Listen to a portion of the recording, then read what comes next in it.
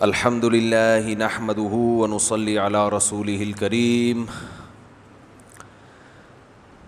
سورہ قلم کی آیات چل رہی ہیں۔ اچھا، عشاء تک یہ درس ہوگا، 9:15 بجے عشاء کی نماز ہے۔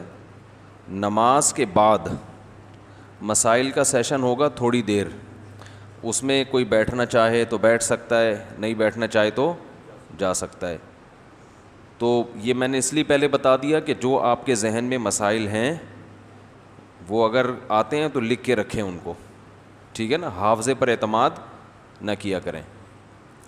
تو جب بھی جتنے بھی لوگ ہیں نا، اچھے لوگ دنیا میں گزرے ہیں یا موجود ہیں، ان کے پاس ہمیشہ ایک ڈائری ضرور ہوتی ہے، چھوٹی ڈائری۔ کوئی بھی مسئلہ ہوا، ذہن میں کوئی بات آئی، ڈائری میں لکھ لی۔ یہ جو ہم اکثر لوگوں کو میں نے دیکھا ہے، ہر کام بھول رہے ہیں، او یاد ہی نہیں رہا، بھول گیا، او یاد ہی نہیں رہا، بھول گیا۔ یہ دیکھا ہوگا نا، ہمارے ساتھ بھی بہت ہوتا ہے۔ تو ڈائری ہمیشہ اپنے پاس رکھیں۔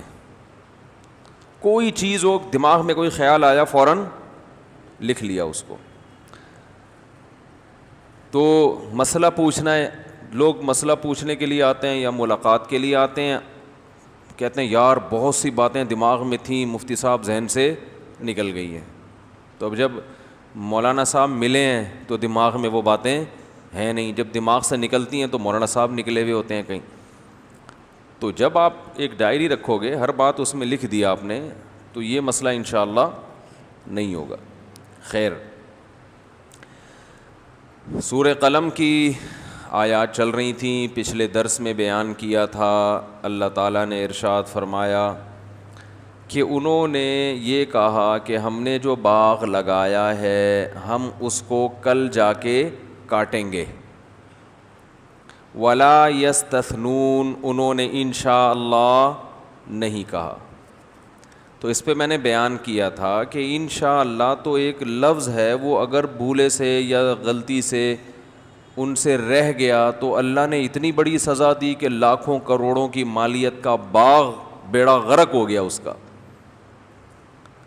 تو اس کا جواب میں نے یہ دیا تھا کہ انہوں نے جو انشاءاللہ نہیں کہا، اس کی وجہ یہ تھی کہ وہ انشاءاللہ کا مطلب سمجھتے تھے، اور ہمارا جو انشاءاللہ ماشاءاللہ ہے وہ ویسے ہی چل رہا ہوتا ہے گریوی میں۔ وہ جانتے تھے کہ اگر ہم نے یوں کہا کہ ہم کل باغ کاٹیں گے انشاءاللہ، اگر اللہ نے چاہا، اللہ چاہے گا تو ہمیں اس کا پھل حاصل ہوگا، اللہ نہیں چاہے گا تو حاصل نہیں ہوگا۔ تو اتنا لفظ کہنے سے وہ سمجھتے تھے کہ بات ختم نہیں ہوگی بلکہ بات شروع ہو جائے گی یہاں سے۔ آہا، بات شروع کیا ہوگی بھائی؟ اللہ کے چاہنے سے نا۔ پھر اصل تو باغ احسان نہیں ہے، باغ کا احسان نہیں، اصل احسان کس کا ہے؟ اللہ کا۔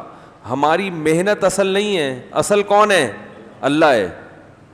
تو جب اللہ درمیان میں آ گیا تو پھر تمام لوازمات کے ساتھ آیا ہے۔ پھر وہ ظاہر ہے، پھر جب اللہ کا احسان ہے تو باغ سے جو آمدن حاصل ہوگی اسے اللہ کی مرضی کے خلاف استعمال نہیں کرنا، کیونکہ یہ آمدن دے کون رہا ہے؟ اللہ۔ یہ جب اس کا پھل ہم کھائیں گے، جسم میں طاقت آئے گی تو اس طاقت کو گناہ میں استعمال نہیں کرنا، کیونکہ یہ طاقت دینے والا کون ہے؟ اللہ۔ تو وہ اپنے لحاظ سے بڑے عقل مند تھے، انہوں نے کہا کہ اللہ کو اپنی ڈکشنری سے ہی نکال دو۔ ہمارا جو انشاءاللہ ہے نا، اس کو کوئی مطلب ہی نہیں ہے۔ ہم جب کہتے ہیں نا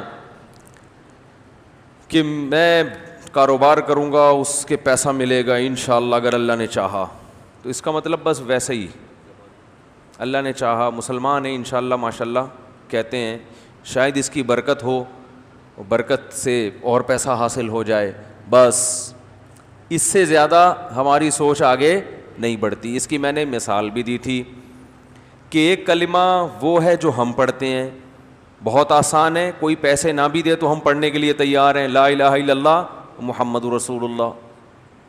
لیکن ابو لہب کو کوئی 1 کروڑ روپے بھی دیتا تو وہ کلمہ پڑھنے کے لیے تیار نہ ہوتا. ابو طالب نبی صلی اللہ علیہ وسلم سے بے پناہ محبت کے باوجود نبی کی آنکھیں ٹھنڈی کرنے کے لیے ایک دفعہ بھی کلمہ نہیں پڑھا. حالانکہ محبت اس بات کا تقاضا کرتی ہے کہ بھتیجے کی خاطر پڑھ لو. موت کا وقت ہے مگر کلمہ پڑھنے کے لیے تیار نہیں ہے. وجہ اس کی یہ تھی کہ ہمارے میں اور ان کے کلمہ پڑھنے میں بہت بولنا پڑے گا بھائی جان, فرق تھا. وہ کہتے تھے کہ لا الہ کا مطلب سب کو نکال دیا زندگی سے. جب نکال دیا تو پھر ماننی کس کی ہے؟ اللہ کی. پھر قوم کیا, کلچر کیا ہے بھائی, رشتہ داری کیا, وہ سب ختم. مطلب تو پھر یہ کہ بھائی اللہ, پھر اللہ کہتا ہے یہ کرو تو کرنا پڑے گا, وہ کہتا ہے نہیں کرو تو نہیں کرو. وہ کہتا ہے یہ حلال ہے, یہ حرام ہے, تو حلال کو حلال, حرام کو حرام.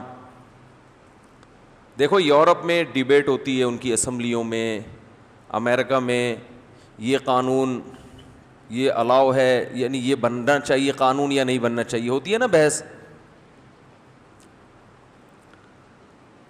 بہت بحث ہوتی ہے. ہمارے ہاں اللہ نے ہمیں بہت ساری بحثوں سے آزاد کر دیا. شراب پہ بحث ہو سکتی ہے ہمارے یہاں کہ الاؤڈ یا ناٹ الاؤڈ. او بھائی الاؤڈ ہی نہیں ہے, دلیل کیا ہے؟ قرآن نے منع کیا, ختم ہو گئی بات. اب اس میں فائدے ہیں, نقصان ہیں, یہ بحث ہمارے لیے دوسرے درجے کی ہے. اگر کوئی ڈاکٹر یہ ثابت کر دے کہ شراب پینے سے انسان کی عمر دگنی ہو جاتی ہے, مثال دے رہا ہوں, ہوتی نہیں ہے, جو ہے بھی وہ بھی کم ہو جاتی ہے, ایک مثال دے رہا ہوں, شراب پینے سے باڈی میں بہت طاقت آتی ہے اور اس طاقت سے انسان غریبوں کی خدمت کر سکتا ہے. اس طاقت سے یہ فائدہ ہوگا کہ آپ محنت زیادہ کر سکو گے, غریبوں کی مدد کر سکو گے, اپنے ابا اماں کا خیال رکھ سکو گے, اور مزہ الگ آئے گا. اور جس کمپنی سے شراب پیو گے, اس کمپنی سے لے کے پیو گے, اس کو فائدہ ہوگا. جب اس کو فائدہ ہوگا تو اس کے ملازمین کی تنخواہیں ڈبل ہو جائیں گی. جب ڈبل ہو جائیں گی تو غریبوں کے گھر کے چولہے جلیں گے, یہ ہوگا وہ ہوگا, پورا ملک ترقی کرے گا. آپ بولو گے بھائی ان تمام کے تمام دلائل کی ایسی کی, بولو بھائی کیا خیال ہے؟ انما الخمر والمیسر والانصاب والازلام رجس. اللہ کہتے ہیں شراب, جوا, یہ کیا ہے؟ ناپاک, گندی چیز ہے. فاجتنبوہ, چھوڑ دو اس کو. اے اللہ فائدے, وہ ایک تو میڈیکل رپورٹ آئی ہے, گوگل پہ لکھا تھا انہوں نے, وہ شراب پینے سے یہ ہوتا ہے, ٹینشن ختم ہو جاتی ہے, ریلیکس ہے بھائی, اور وغیرہ وغیرہ. اور وہ جو رپورٹ تھی جگر خراب ہوتا ہے, وہ اگر یہ ساتھ میں کھا لو تو جگر اور اچھا ہو جاتا ہے, مثال ایک. تو اللہ فرماتے ہیں اثمہ ما اکبر من نفعہ ما, اللہ فرماتے ہیں شراب اور جوئے کے فائدے اس کے گناہ سے کم ہیں. کیا زبردست انداز ہے قرآن کا, قیامت تک کے لیے شراب اور جوئے کی بحث کو ختم کر دیا. جتنے بھی فائدے ہوں, اس کا جو گناہ ہے, گناہ کسے کہتے ہیں؟ اللہ کی نافرمانی, اور نافرمانی سے جو نقصان پہنچتا ہے. اللہ فرماتے ہیں کہ اللہ کی نافرمانی سے جو تمہیں نقصان پہنچے گا وہ ترازو کے ایک پلڑے میں, اور دوسرے پلڑے میں شراب اور جوئے کے فائدے. جوئے سے کیا فائدہ ہوتا تھا پتہ ہے؟ عرب لوگ جب جوا کھیلتے تھے تو آج کے لوگوں کی طرح نہیں. آج جوا جب کوئی جیتتا ہے نا, دیکھو عربوں میں بعض بڑی کوالٹیز تھیں, تبھی تو اللہ نے ان میں پیغمبر کو بھیجا کہ قیادت یہ قوم کرے گی. لوگ جو کہتے ہیں نا وہ عرب بہت ہی یوں تھے, بہت ہی غلط, ایسا نہیں ہے, اتنے بھی برے نہیں تھے. وہ برائی تھی, مگر وہ برائی بھی, اس میں بھی ایک اچھائی کا پہلو چھپا ہوا تھا. بات دائیں بائیں نہ ہو جائے, جلدی سے ایک مثال دے کے سمجھاتا ہوں. دیکھو یعقوب علیہ السلام کے بیٹے, انہوں نے یوسف علیہ السلام کو کنویں میں ڈالا حسد اور جیلسی میں. ہے نا, برے تھے نا, کیا ہوا بول دو, ہاں برے تھے, یعنی برائی کی انہوں نے, کتنا بڑا جرم سگے بھائی کو ڈالا کہاں, کنویں میں, کہ یہ یہاں سے نکل جائے بس. لیکن اس برائی کے پیچھے وہ گھٹیا جذبہ نہیں تھا جو آج لوگوں کو کنویں میں ڈالنے کے پیچھے ہوتا ہے. آج بڑا بھائی چھوٹے بھائی کو چاہتا ہے کہ دائیں بائیں ہو جائے, مقصد کیا ہے, وراثت مجھے مل جائے, پیسہ روکڑا, اس میں بھائی بھائی کو قتل کر دیتا ہے. وہ چاہتا ہے کہ یہ ترقی نہ کرے تاکہ میرا غلام بن کے رہے, چھوٹا بھائی مجھ سے آگے نکل گیا تو یہ تو میرا باپ بن جائے گا. یہ جیلیسی میں, اور یعقوب علیہ السلام کے بیٹوں کو تو جیلیسی تھے, اس میں زمین آسمان کا فرق تھا. یعقوب علیہ السلام کے بیٹوں کو یوسف علیہ السلام سے تو جیلیسی تھی, وہ پیسوں کی نہیں تھی, وہ عزت اور شہرت کی نہیں تھی, وہ یہ تھی باپ سے محبت. یخلو لکم وجہ ابیکم, تمہارے ابا کی محبت زیادہ کس طرف ہے, چھوٹے بھائی کی طرف. ہم چاہتے ہیں کہ ابا ہم سے زیادہ محبت کرے. بات نہیں آ رہی سمجھ میں. یخلو لکم وجہ ابیکم, چھوٹا جب زندگی سے نکلے گا ابا کی, مایوس ہو جائیں گے, تو پھر ہم ہوں گے اور ابا. محبت ابا کس سے کریں گے, ہم سے. ایسی خاندانی اولاد مارکیٹ میں نظر آتی ہے کہیں؟ ارے یار کیا ہو گیا بھائی, سمجھانا بڑا مشکل کام ہو گیا ہے یار.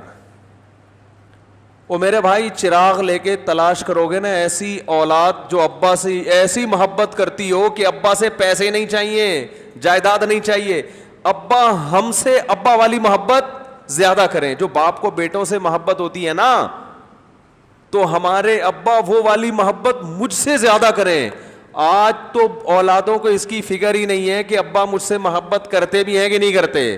کرتے ہیں ٹھیک ہے, نہیں کرتے تو ہمارا کیا بگاڑ لیں گے, پیسے دے دو پان کے گٹکے کے بس. ابا یہی ہوتا ہے نا, ابا جیب خرچی دو, ابا میری فیس بھرو, پہلا سیمسٹر کی فیس بھر دو, میں میڈیکل کالج میں پڑھ رہا ہوں, فیسیں بھرنا آپ کا کام ہے, آپ باپ ہو ہمارے. ابا کہیں بیٹا میں فیس تو بھر لوں گا لیکن تم سے محبت میں کمی آ جائے گی. ابا محبت گئی, بولو تیل لینے, پیسے دے دو. نہیں آ رہی بات. تو یعقوب علیہ السلام خاندانی تھے بھائی, پیغمبر کی اولادیں تھیں, تو ان کی اولادوں میں فالٹ بھی اعلیٰ قسم کے ہوا کرتے تھے. گھٹیا فالٹ بولو بھائی نہیں, گھٹیا حرکتیں نہیں. خاندانی لوگوں کی برائیاں بھی کیا ہوتی ہیں, خاندانی ہوتی ہیں. تبھی تو آپ دیکھو چوری گھٹیا پن ہے کہ نہیں ہے. ارے کیا ہو گیا, چوری یہ گھٹیا لوگوں کا کام ہوتا ہے, ادھر سے پیسے اٹھا لیے, ادھر سے. جو خاندانی لوگ ہوتے ہیں وہ جرائم ان میں بھی بعض دفعہ آ جاتے ہیں. یہ ضرور نہیں ہوتا وہاں سے بٹوے سے پیسے نکال لیے, ادھر سے یہ کر لیا, ادھر سے. جیسے ہمارے سیاستدانوں میں اکثریت زکوٰۃ کا پیسہ کھا گئے, وہاں سے بجلی کی تاریں نکال کے خود ہی کسی کو پیسے دیے, وہاں سے تاریں چوری کر, جب تو چوری کر کے ٹین ڈبے والے کو بیچے گا تو پولیس آئے گی تیرے پیچھے, ٹھیک ہے نا. اس وقت تک کوئی بیچ باچ کے کھا چکا ہوگا, پولیس کو میں بعد میں بتاؤں گا. یہ کیا ہے, یہ خاندانی لوگوں کا کام, بولو نا بھائی, نہیں ہے. تو یعقوب علیہ السلام کے بیٹے جب یوسف علیہ السلام بادشاہ بنے ہیں, اور یعقوب علیہ السلام کے بیٹے یوسف علیہ السلام کے پاس راشن لینے کے لیے گئے, تو اپنے بھائی بنیامین کو بھی لے کے گئے. تو یوسف علیہ السلام نے بنیامین کو اپنے پاس رکھنے کا ایک ہیلا اختیار کیا کہ اس کے بیگ میں سونے کا یا بادشاہ کا قیمتی پیالہ ڈال دیا, اور ایک نے ندا لگائی, ایتھا العیر انکم لسارقون, اے لشکر والو, اے قافلے والو, تم تو چوری کر رہے ہو. تو فوراً یعقوب علیہ السلام کے بیٹے پلٹے اور کہنے لگے, تاللہ لقد علمتم. کیا پیارے الفاظ ہیں. سورہ یوسف بڑی مزے کی صورت ہے, جو عربی میں ہی مزہ آئے گا اس کا. ابھی میرے تفسیر کے لیکچر چل رہے ہیں نا, ان کو سیکھ لو, فائدہ ہوگا انشاءاللہ. بور نہ ہوا کرو.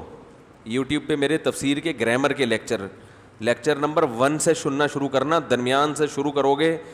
لوگ مجھ سے بار بار پوچھ رہے ہیں سر کے بال گرنے کا کوئی نسخہ بتا دیں, تو وہ درمیان سے سنو گے تو بال اور زیادہ گریں گے. ہر چیز جو ہے نا، دیکھو یہ جو میرے لیکچر ہو رہے ہیں یہ تو ایک واعظ و نصیحت کا انداز ہے، تعلیم کا علم کا انداز دوسرا ہوتا ہے.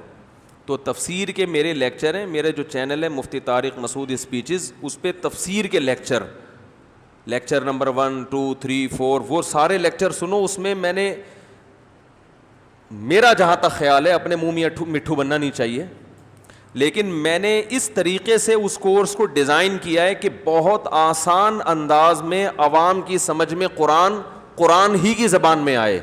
میرا خیال ہے اس سے زیادہ آسان انداز قرآن سکھانے کا نہیں ہو سکتا. اور یہ انداز ہمارے پاس کہاں سے نازل ہوا؟ تجربہ.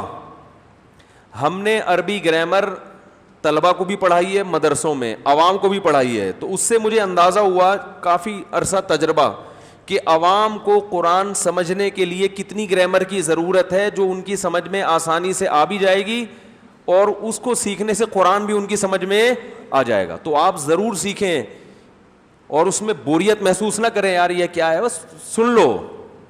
شروع کے 4-5 لیکچر میں وائٹ بورڈ دھندلا آ رہا ہے، چھٹے لیکچر میں دھندلا پن بھی ختم ہو جائے گا. ٹھیک ہے، تو وہ اس سے انشاءاللہ قرآن سمجھ میں آئے گا قرآن کی زبان میں، پھر مزہ آئے گا آپ کو قرآن پڑھنے کا. تو یوسف علیہ السلام کے بیٹوں نے کیا کہا؟ تاللہ، اللہ کی قسم، لقد علمتم. جب انہوں نے کہا نا اے قافلے والو تم کیا ہو؟ چور ہو، تو بادشاہ کا پیالہ چوری کر کے نکل رہے ہو. اس نے کہا تاللہ لقد علمتم، اللہ کی قسم تم جانتے ہو، ما جئنا لنفسد فی الارض، ہم اس لیے نہیں آئے کہ زمین میں فساد مچائیں. خاندانی لوگ زمین میں فساد بچانے تھوڑی جاتے ہیں، ہم تو بھئی راشن لینے کے لیے آئے ہیں اور واپس جا رہے ہیں. وما کننا سارقین، اور ہم چور نہیں ہیں، ہماری کوئی، ہم چور لوگ نہیں ہیں. اس کا اردو میں ترجمہ ہوگا ہم چور لوگ نہیں ہیں. اگر وہ یوں کہتے نا کہ ما کننا سرقنا، اللہ کی قسم ہم نے چوری نہیں کی، تو بھی بات ٹھیک تھی، تو بھی کیا بات تھی؟ ٹھیک تھی بھائی، ہم نے چوری نہیں. انہوں نے یہ نہیں کہا ہم نے چوری نہیں کی، کہا وما کننا سارقین، ہم چور لوگ تھوڑی ہیں، ہم تو پیغمبر کے بیٹے ہیں بھائی، خاندانی لوگ ہیں. یہ چوری، جیسے ایک آدمی کو آپ نے، بیچارہ بڑا سفید پوش خاندانی آدمی، صدقات و خیرات کر رہا ہے، مسجد سے چپل چوری ہوئی، آپ نے اس پہ ڈال دی اس نے چوری کی ہے، تو وہ یہ نہیں کہے گا کہ میں نے چوری نہیں کی، وہ کہے گا بھائی کیا تمہیں شکل سے چور لگتا ہوں، اور چپل چور میں تمہیں شکل سے چپل چور لگتا ہوں کیا؟ ہم لوگ ایسے، یہ اس کو غیرت آئے گی نا، کوئی اور الزام لگاتے بھائی، کچھ بھی کر دیتے. چوری تو بڑی گھٹیا چیز ہے، یہ تو گھٹیا قسم کے لوگ کرتے ہیں ادھر سے، اور وہی گھٹیا پھر بڑے بڑے ماشاءاللہ بڑے بڑے اللہ ان کو عہدے عطا فرما دیتا ہے. تو وہ یہ ہوتا ہے دنیا میں، تو اسی طرح نظام چل رہا ہے. تو خیر، تو میں یہ عرض کر رہا تھا کہ یعقوب علیہ السلام کے بیٹے تھے، تو بہرحال بلڈ کیا تھا؟ خاندانی. تو ان میں جو برائی تھی وہ بھی خاندانی تھی. برائی تو برائی ہوتی ہے، لیکن بہرحال وہ جیلسی تھی کیا؟ اپنے باپ کی توجہ کو اپنی طرف لانا، تاکہ باپ کے دل میں ہمارے علاوہ کسی کی محبت نہ ہو. تو اس سے میں یہ عرض کرنا چاہ رہا تھا کہ جو بلڈ ہے نا، جس خاندان میں انسان پیدا ہوتا ہے، وہ بلڈ کے جو اثرات ہیں وہ اولادوں میں ٹرانسفر، بولو بھائی، ہوتے ہیں. اس لیے اپنی بچیوں کی شادی خاندانی لوگوں میں کیا کرو، صرف پیسہ نہ دیکھا کرو. صرف پیسہ دیکھو گے تو چور بچے بھی پیدا ہو سکتے ہیں، ذہن میں رکھنا، کیونکہ ہو سکتا ہے وہ چوری سے کمائے ہو کمبخت نے. صرف پیسہ دیکھا جا رہا ہے. سب سے پہلے دیکھنا کیا ہے؟ خاندان. موسیٰ علیہ الصلاۃ والسلام جو تھے، جب مدین سے، مصر سے مدین گئے، آپ سے قتل ہو گیا تھا نا، غلطی سے ہوا تھا نا بھائی. جیسے وہ امریکی نے کالے کو قتل کر دیا، جان کر تھوڑی کیا ہے. ارے وہ کالے کے، اس کو پکڑنے کے لیے اسی گردن پہ پاؤں رکھ کے بیٹھا ہوا تھا، اب اس کا انا للہ ہی ہو گیا. اس امریکی کو پتا تھا یہ انا للہ ہو جائے گا اس کا. کہتے ہیں اس نے پی اتنی تھی کہ وہ نہیں بھی گردن پہ پاؤں رکھتا تو بھی اس کا انا للہ ہونا تھا. بہرحال کوئی بھی وجہ بنی، بلی کس پہ آ گئی؟ اس امریکی فوجی پہ آ گئی. اب وہ کالے گوروں کے فساد شروع ہو گئے. تو بعض دفعہ انسان کسی کو قتل کرنا چاہتا نہیں ہے، لیکن کام ایسا ہوتا ہے کہ اس سے وہ بیچارہ مر ہی جاتا ہے. تو موسیٰ علیہ السلام نے فرعونی کو لڑتے ہوئے دیکھا بنی اسرائیل کے کسی بندے کے ساتھ, اپنی قوم کے کسی آدمی کے ساتھ. لڑائی چھڑوانے کے لیے فرعونی کو ایک لگایا تھپڑ, کیونکہ جب اس سے ہی پتہ چلتا ہے کہ تمیز سے کوئی لڑائی نہ چھوڑ رہے ہو نا, دو آدمی لڑ رہے ہو تو دونوں کے ایک ایک رکھ کے لگاؤ. یہ موسیٰ علیہ السلام کی سنت ہے. بازار میں لڑتا ہوا دیکھو نا کسی کو تو لڑنے نہ دیا کرو, بل لڑ رہے ہیں تو ان کا اپنا ہیڈیک ہے, نا بھائی جا کے چھڑواؤ, یہ انسانیت کے خلاف ہے, آپ ان کو لڑنے دے رہے ہو. پہلے لڑتے ہوئے تو لوگ چھڑواتے تھے, اب چھڑواتے ہی نہیں ہیں, کہہ رہے ہیں ان کا مسئلہ ہے ہمارا تھوڑی ہے, تو جاؤ چھڑواؤ ان کو. تو اگر نہیں چھوڑ رہے تو حضرت موسیٰ علیہ السلام کی سنت ہے کہ ایک ایک چانٹا دونوں کے لگاؤ. تو موسیٰ علیہ السلام نے جیسے ہی پہلا چانٹا لگایا ہے فرعونی کے, کیونکہ وہ طاقتور تھا, تو وہ حضرت موسیٰ کو اپنے تھپڑ کی پاور کا اندازہ تھا نہیں. وہ جب لگا ہے تو اس کا انا للہ و انا الیہ راجعون, غیر مسلموں کا انا للہ ہوتا نہیں لیکن ایک ٹرم بن چکی ہے نا یہ, وہ مری گیا. اب ظاہر ہے وہاں بھی وہی فساد جو یہاں تھے, یعنی جو آج کل امریکہ میں جو ہو رہے ہیں نا, ایک خطرہ یہ تھا کہ بنی اسرائیل کے آدمی نے قتل کر دیا کس کو, حکومتی بندے کو, وہ تو اس سے بڑا فساد کھڑا ہوتا. سب سے پہلے تو وہ موسیٰ علیہ السلام کو قتل کرتے. تو موسیٰ علیہ السلام کو اطلاع ملی, کسی مخبر نے بتایا کہ بھائی آپ کے قتل کا فیصلہ ہو چکا ہے. حضرت موسیٰ یہاں سے نکل کے, جلدی جلدی بتا رہا ہوں تاکہ اصل موضوع پہ دوبارہ آ جاؤں. موسیٰ علیہ السلام جب دوسرے ملک گئے ہیں, وہاں دو بچیوں کو پانی پلایا, اور پانی پلانے کے بعد بچیوں کے والد خاندانی تھے, انہوں نے کہا کہ تمہاری خدمت جس نوجوان نے کی ہے تو ہم اجرت دیں گے. یہ بھی انسان کے خاندانی ہونے کی, بولو بھائی, دلیل ہے. یہ نہیں کہ پانی پلا دیا چھوڑو بس, اس کے لیے میں دعا کرتا ہوں اللہ تعالیٰ اس کو اس کا بہترین بدلہ عطا فرمائے. خاندانی آدمی کہتا ہے یار کسی نے کچھ احسان کیا ہے تو اس کو اس کی اجرت ملنی چاہیے. دوسری طرف جو خاندانی ہوگا وہ کہے گا میں نے فری میں کیا ہے, مجھے اجرت نہیں چاہیے. دونوں طرف بندہ خاندانی ہونا چاہیے. سمجھ میں نہیں آ رہی بات. تو موسیٰ علیہ السلام تو چونکہ مسافر تھے, کوئی ٹھکانہ ہی نہیں تھا, تو وہ ایک بچی آئی ہے, لڑکی آئی ہے, اس نے, بچیاں تو نہیں جوان لڑکیاں تھیں, انہوں نے موسیٰ علیہ السلام سے کہا ان ابی یدعوک لیجزیک اجر ما سقیت لنا, آپ نے ہمیں پانی پلایا ہے. اچھا آج کا کوئی صوفی ہوتا تو پلاتا ہی نہیں, کہتے ہیں نامحرم عورت کی خدمت کرنا اسلام میں حرام ہے. عجیب عجیب مصیبتیں آ رہی ہیں معاشرے میں یار. دو جوان لڑکیاں ہیں, میں کیوں پانی پلاؤں, میں تو جوان ہوں. بھائی جوان تھی نا وہ سائڈ پہ کھڑی ہوئی ہیں. تو پہلے تو موسیٰ علیہ السلام نے ان سے جا کے پوچھا ما خطبکما, تم یہاں کیوں کھڑی ہوئی ہو, لوگ پانی پلا رہے ہیں اپنے جانوروں کے لیے کنویں سے, تم یہاں دور ہٹ کے کیوں کھڑی ہوئی ہو.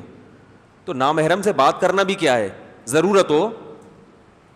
بھائی وہ سمجھتے تھے کہ بیچاری مجبور ہیں, اتنی دیر سے کھڑی ہوئی ہیں, کوئی مسئلہ ہوگا ان کے ساتھ. تو جا کے ان سے پوچھا ما خطبکما, تم لوگ یہاں کیوں کھڑی ہوئی ہو. انہوں نے کہا لا نسقی حتی یصدر الرعاء, ہم اس وقت تک پانی نہیں کنویں سے نکال سکتے جب تک یہ مجمع چھٹ نہیں جاتا. یعنی شرم و حیا کی وجہ سے ہم مجمع میں گھسنا نہیں چاہتے. بتا دیا کہ ہم بھی کیا ہیں, خاندانی. نہیں آ رہی بات میرا, تینوں قسم ہر طرف خاندانی لوگ ہی تھے نا. اور وہ گھٹیا, وہ غیر خاندانی تھے جو کنویں میں کھڑے ہوئے تھے کم بخت. وہ یہ نہیں دیکھ رہے کہ یار پہلے لیڈیز جو ہے نا, بھائی ہم مرد ہیں, ہم میں طاقت زیادہ ہے, کھڑے رہ سکتے ہیں, دھوپ میں بھی کھڑے ہو سکتے ہیں, خواتین کا احترام کرو, تھوڑا سا مجمع چھڑ جائے, ان کو پہلے نکال دو. تو وہ مجمع کیا تھا, بولو بھائی, غیر خاندانی. میں یہ خاندانی غیر خاندانی بار بار اس لیے کر رہا ہوں کہ یہ حرکتیں پہچاننی, اپنے آپ کو نا نوٹ کرنا چاہیے کہ خود کیا ہو. صحیح ہے نا, یہ تھرمامیٹر آپ کو دے رہے ہیں ہم, یہ زبان پہ رکھو گے تو پتہ چل جائے گا کہ خاندانی پن کتنا ہے آپ کے اندر, کہ آپ کا ایٹیٹیوڈ بھی ایسا ہوتا ہے کہ نہیں ہوتا. تو وہ جو مجمع کنویں میں پانی نکال رہا تھا وہ سارے کیا تھے, غیر خاندانی. ان کو ان لڑکیوں پہ ترس نہیں آیا. موسیٰ علیہ السلام کو حالانکہ خود قابل ترس ہیں, ابھی تو مسافر تو خود ٹھکانہ ڈھونڈ رہا ہوتا ہے, لیکن خدمت کا کوئی موقع نہیں چھوڑتے خاندانی لوگ. موسیٰ علیہ السلام نے ان دو نوجوان لڑکیوں سے آ کے پوچھا ما خطبکما, کیا ہوا, تمہاری حالت کیا ہے, یہاں کیوں ایسے کھڑی ہوئی ہو. کہا کہ لا نسقی حتی یصدر الرعاء. اپنے خاندانی ہونے کے دو دلائل دیے. نمبر ایک, اس مجمع میں ہم نہیں جا سکتے, مردوں کا مجمع ہے. نمبر دو, سوال پیدا ہوتا ہے پھر گھر سے تم آئی کیوں, گھر سے مرد کیوں نہیں آیا. ارے سوال پیدا ہوتا ہے بھائی کسی مرد کو بھیج دیتے نا, جب اتنی شرم اور حیا ہے تو گھر سے نکلنے کی ضرورت کیا, یہ کام تو مردوں کا ہے کنویں سے پانی نکالنا. تو جواب دیا موسیٰ علیہ السلام نے یہ باتیں پوچھی نہیں ہیں, لیکن ان کو خود ہی احساس ہو رہا ہے کہ یہ نوجوان ہمارے بارے میں غلط نہ سوچے کہیں. تو جواب دیا وَأَبُونَا شَيْخٌ کبیر, ہمارے باپ بوڑھے ہیں, اتنے بوڑھے کہ وہ گھر سے باہر نہیں جا سکتے, مجبوراً ہم ابا کی خدمت کر رہی ہیں. تو موسیٰ علیہ السلام گئے, فسقا, کیا الفاظ ہیں قرآن کے یار, ایک ایک لفظ سے وجد آتا ہے. فسقا لہما ثم تولی الی الظل, ایسے ڈول سے جا کے پانی نکالا, خدمت کی اللہ کو خوش کرنے کے لیے. لیکن ایک دم دل میں خیال آیا کہ بھئی میں مسافر ہوں, میرا کوئی پرسان حال نہیں ہے یہاں پہ, کوئی پناہ دینے والا نہیں, کوئی پہچاننے والا نہیں, رات کہاں گزرے گی, پہلے ایسے ہوٹل تو ہوتے نہیں تھے, اور موسیٰ علیہ السلام تو تھے بھی مسکین. تو دل میں ایک خیال آیا کہ شاید ان کے والد اس خدمت پہ مجھے کچھ اجرت دے دیں تو میرے کھانے پینے کا انتظام ہو جائے گا. اب دل میں یہ ایک لالچ آئی نا, ایک تما پیدا ہوئی. تو تما, جب خدمت تو اللہ کے لیے کی تھی لیکن ایک تما پیدا ہوئی. تو تما کے بعد اب دیکھو یہ بصیرت کی بات ہے کہ جب تما پیدا ہوتی ہے تو انسان انسانوں سے امیدیں لگائے تو یہ غلط ہے, اللہ سے لگائے تو یہ اچھا ہے, کیونکہ اللہ کے سامنے استغنا اچھا نہیں ہے. قرآن کہتا ہے سائے میں آ کے کھڑے ہوئے اور اللہ سے دعا مانگ رہے ہیں, ربی انی بما انزلت الی من خیر فقیر, اے اللہ تو اپنی قدرت سے اگر میرے ساتھ کوئی خیر کا فیصلہ کرنا چاہتا ہے تو میں اس کا محتاج ہوں, ان سے نہیں کہوں گا کہ مجھے پیسے چاہیے.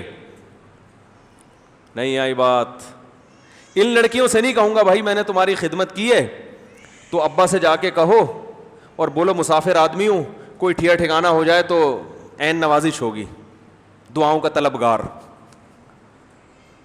آج کیسے بھیک مانگتے رہتے ہیں ہر وقت لوگوں سے, میرے یہ مسئلہ ہو گیا ہے, میرے بچوں کی فیسیں نہیں جا رہی, میرے ماموں کا انتقال ہو گیا, میری دادی کو کینسر ہو گیا, میرے فلانا ہو گیا, میرا ڈمکانا ہو گیا, اتنے پیسے یہاں سے دے دو, اتنے پیسے وہاں سے دے دو, یہ یوں کر دو, یہ یوں کر دو. وہاں ضرورت ہے پھر بھی نہیں مانگ رہے, اس لیے کہ اگر یہ ذرا سا کہہ دیا ان بچیوں کے دل میں خیال آ سکتا ہے کہ بھائی یہ پانی فری میں نہیں پلایا, لالچ ہے اس کے پیچھے. عزت سب سے پہلے, پیسہ بعد میں. کیسے سمجھائیں یار, یہ عادات ہمارے اندر کیسے پیدا ہوں.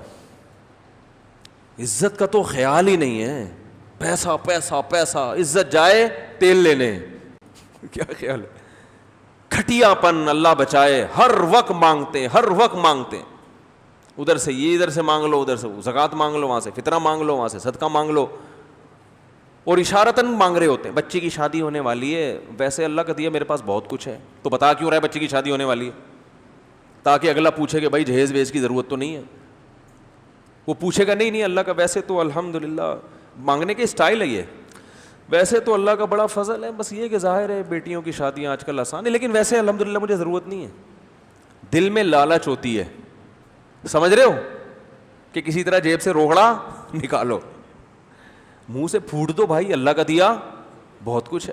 اللہ سے بولو, جیسے موسیٰ علیہ السلام کو پریشانی تھی, بچیوں سے کچھ نہیں کہا, سائے میں آ کے کھڑے ہوئے کہنے لگے ربی انی بما انزلت الی من خیر فقیر, اے اللہ تو نے اگر کوئی خیر کا فیصلہ کیا ہے نا تو میں اس کا محتاج ہوں, تو وہ کر دے تو, ٹھیک ہے نا. کیونکہ امید ہوئی تھی کسی کی خدمت کی ہے, مسافر جب کسی کی خدمت کرتا ہے تو امید ہوتی ہے کہ کچھ نہ کچھ آگے صلہ ملے گا. تو اللہ ان سے تو نہیں مانگ رہا, لیکن اگر ان کے ذریعے تو نے کچھ میرے ساتھ خیر کا ارادہ کیا ہے تو میں اس کا محتاج ہوں, میں مستغنی نہیں ہوں.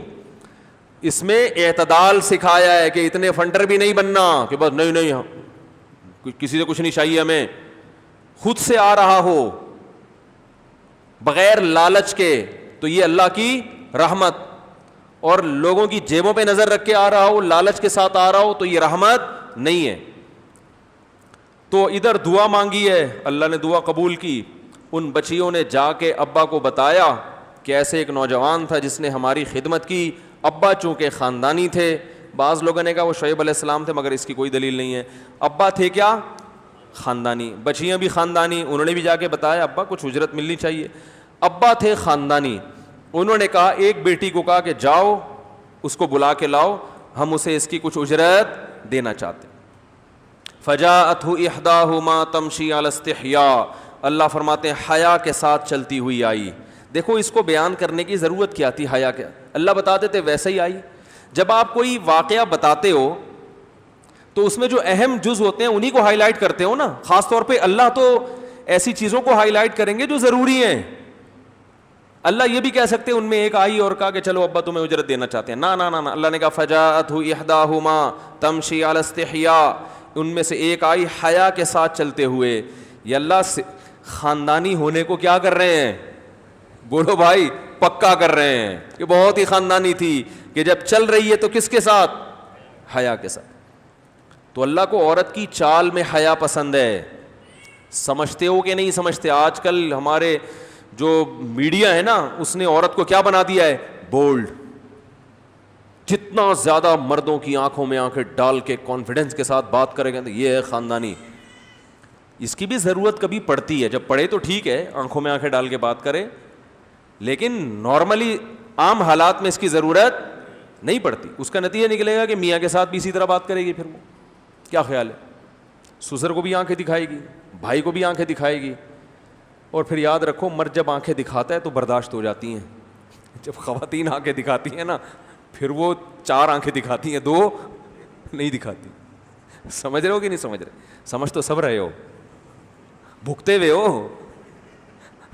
اچھا خیر, تو فجاءت احداہما تمشی علی استحیاء قالت ان ابی یدعوک, میرے ابا نے تمہیں بلایا ہے, لیجزیک اجر ما سقیت لنا, آپ نے جو ہمیں پانی پلایا ہے ابا اس کی اجرت, اس کا کمیشن آپ کو دینا چاہتے ہیں.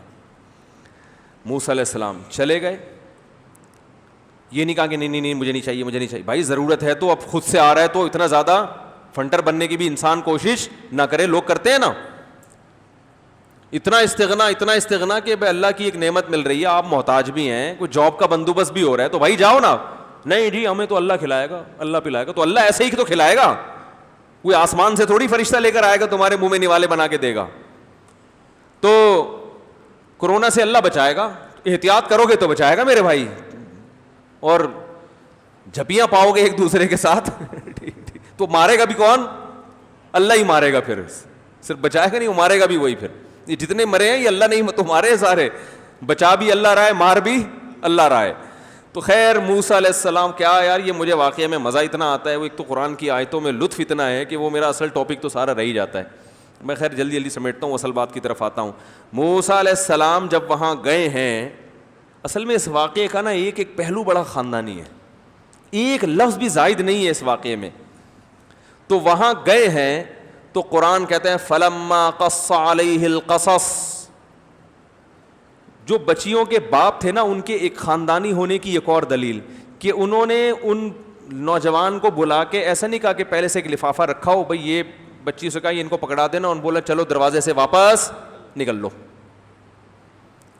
یہ بھی غیر خاندانی ہونے کی دلیل ہے. پیسے چاہیے نا, چلو چاول پانی پلایا نا, اتنی اجرت بنتی ہے 50 روپے. ہمارے یہاں جو پانی پلاتے ہیں نا ڈول, اس کو 50 روپے ایک ڈول کے دیتے ہیں, یہ لو چلو نکلو یہاں سے. بلکہ اس کو بلایا اندر کہ بھائی کون ہو, کیونکہ دیکھ رہے یہ اتنا پروٹوکول کیوں دے رہے ہیں, اس کو سمجھیں. وہ یہ جانتے تھے کہ یہ سارے مسٹنڈے جو کنویں کے قریب کھڑے ہوئے تھے ان میں سے کسی کمبخت کو خیال, بولو بھائی, نہیں آیا. تو ایک کو اگر خیال آ رہا ہے تو اس کا مطلب وہ معمولی اچھا نہیں ہے بلکہ بہت اچھا ہے. کیونکہ برائی جب پھیلتی ہے نا تو اس میں پھر جو اچھے لوگ ہوتے ہیں ان کی ویلیو اللہ کی نظر میں بڑھ جاتی ہے. سپلائی اور ڈیمانڈ کا اصول ہے نا, ارے بھائی جس چیز کی سپلائی کم ہو ڈیمانڈ زیادہ ہو تو سپلائی کم ہونے سے اس کی ویلیو بڑھتی ہے. ابھی کہتے ہیں نا آٹے کی ویلیو بڑھنے والی ہے, وہ ٹڈی وڈی آئی ہوئی ہیں کھیتے چٹ کر رہی ہیں, اللہ بچائے سب کو. تو ویسے تو سب لوگ خدمت گزار ہوتے ہیں, لیکن اس قوم میں خدمت گزار آدمی, تو اس لیے انہوں نے اتنا پروٹوکول دیا, انہوں نے گھر میں بٹھایا موسیٰ علیہ السلام. ان کو کیا پتا یہ کلیم اللہ بننے والا ہے بھائی. وہ تو ایک نوجوان سمجھ رہے ہیں, اور موسیٰ علیہ السلام کو بھی نبوت نہیں ملی تھی اس وقت. انہیں کیا پتا کہ میں جس کو اتنا پروٹوکول دے رہا ہوں کل یہ وہ پیغمبر ہوگا جس کا قرآن میں اللہ سب سے زیادہ تذکرہ کریں گے, آخری کتاب میں بھی کوہ طور پہ بلا کے ان سے ہم کلام ہوا کریں گے, اتنا بڑا پیغمبر. تو موسیٰ علیہ السلام کو انہوں نے بٹھایا, پوچھا بھائی کون ہو, پہلے تعارف, کون ہو, کہاں سے آئے ہو. ہمارے ہاں یہ تعارف, بھائی تم بتاؤ تو صحیح کون. کوئی بھکاری آیا کرے نا تو 50 روپے دینے کے بجائے اس سے پوچھیں بھائی آپ یہ اس کے اتنے مجبور ہو کیوں کہ لوگوں سے بھیک مانگ رہے ہو. اس سے پوچھیں, تحقیق کریں, اگر واقعی یہ محتاج ہے تو پھر 50 کیوں دے بھائی, آپ اس کو ٹھیلا لگا کے دے دو, یار تم یہ ٹماٹر بیچو, روزانہ کچھ کماؤ پیسے. اور اگر محتاج نہیں ہے تو پھر 50 دینے کی بھی ضرورت نہیں ہے, اسے بھکاری مت بنائیں. میں نے اس طرح کچھ واقعات میرے سامنے آئے ہیں, بھکاریوں کے گھر تک پہنچا ہوں میں نے کہا بھائی 50 کیوں مانگ رہا ہے, اگر تو مستحق ہے تو میں تجھے 50,000 دوں گا, تو مجھے ثابت کر دے کہ تو مستحق ہے. تو سرجانی ٹاؤن لے گیا ایک مجھے نا بٹھا کے, اس نے کہا مولوی صاحب ٹوپی کر رہے ہیں, تھوڑا سا بٹھا کے لے جاؤں گا آگے. وہ لے کے جا رہا, پتہ نہیں اندھیرا ہو گیا. میں نے کہا بیٹا طارق صاحب 50,000 کے چکر میں اب تم 5 لاکھ میں چھوٹو گے. وہ بولے گا گھر میں بند کر دے گا, بولے گا میں 50 مانگ رہا تھا نہیں دیے, اب فون کر رہے ہیں مفتی صاحب کو میں نے اریسٹ کیا ہوا ہے 5 لاکھ روپے لے کے. مجھے یہی ڈر لگنے لگا, پتہ نہیں کیوں ڈرامے باز آدمی تھا کمبخت. پھر وہ ایک جگہ کیچڑ آیا, وہاں جا کے روک لیا. اس نے کہا آگے پیدل جانا پڑے گا, کیچڑ ہے. اس نے کہا مولوی صاحب, میں نے کہا میں کیچڑ میں جاؤں گا. چلو کوئی بات نہیں, کیچڑ میں چلتے, پہلے آگے آگے, تو ایسا نہ ہو کیچڑ ہی ہو کچھ اور نہ ہو آگے. پتہ چلا اندر ہی ڈوب ہی گئے. میں نے کہا آگے آگے آپ, پیچھے پیچھے میں سے کیچڑ میں لے گیا. پتہ نہیں کہاں لے جا کے پتہ چلا ڈرامے بازی سالی. میں نے کہا یار تو صحیح بات کرتا نا تو ہم تیرے ساتھ تعاون کرتے. تو بڑے بڑے ڈرامے باز پڑے ہوئے ہیں پاکستان میں. تو خیر موسیٰ علیہ السلام کو بٹھایا.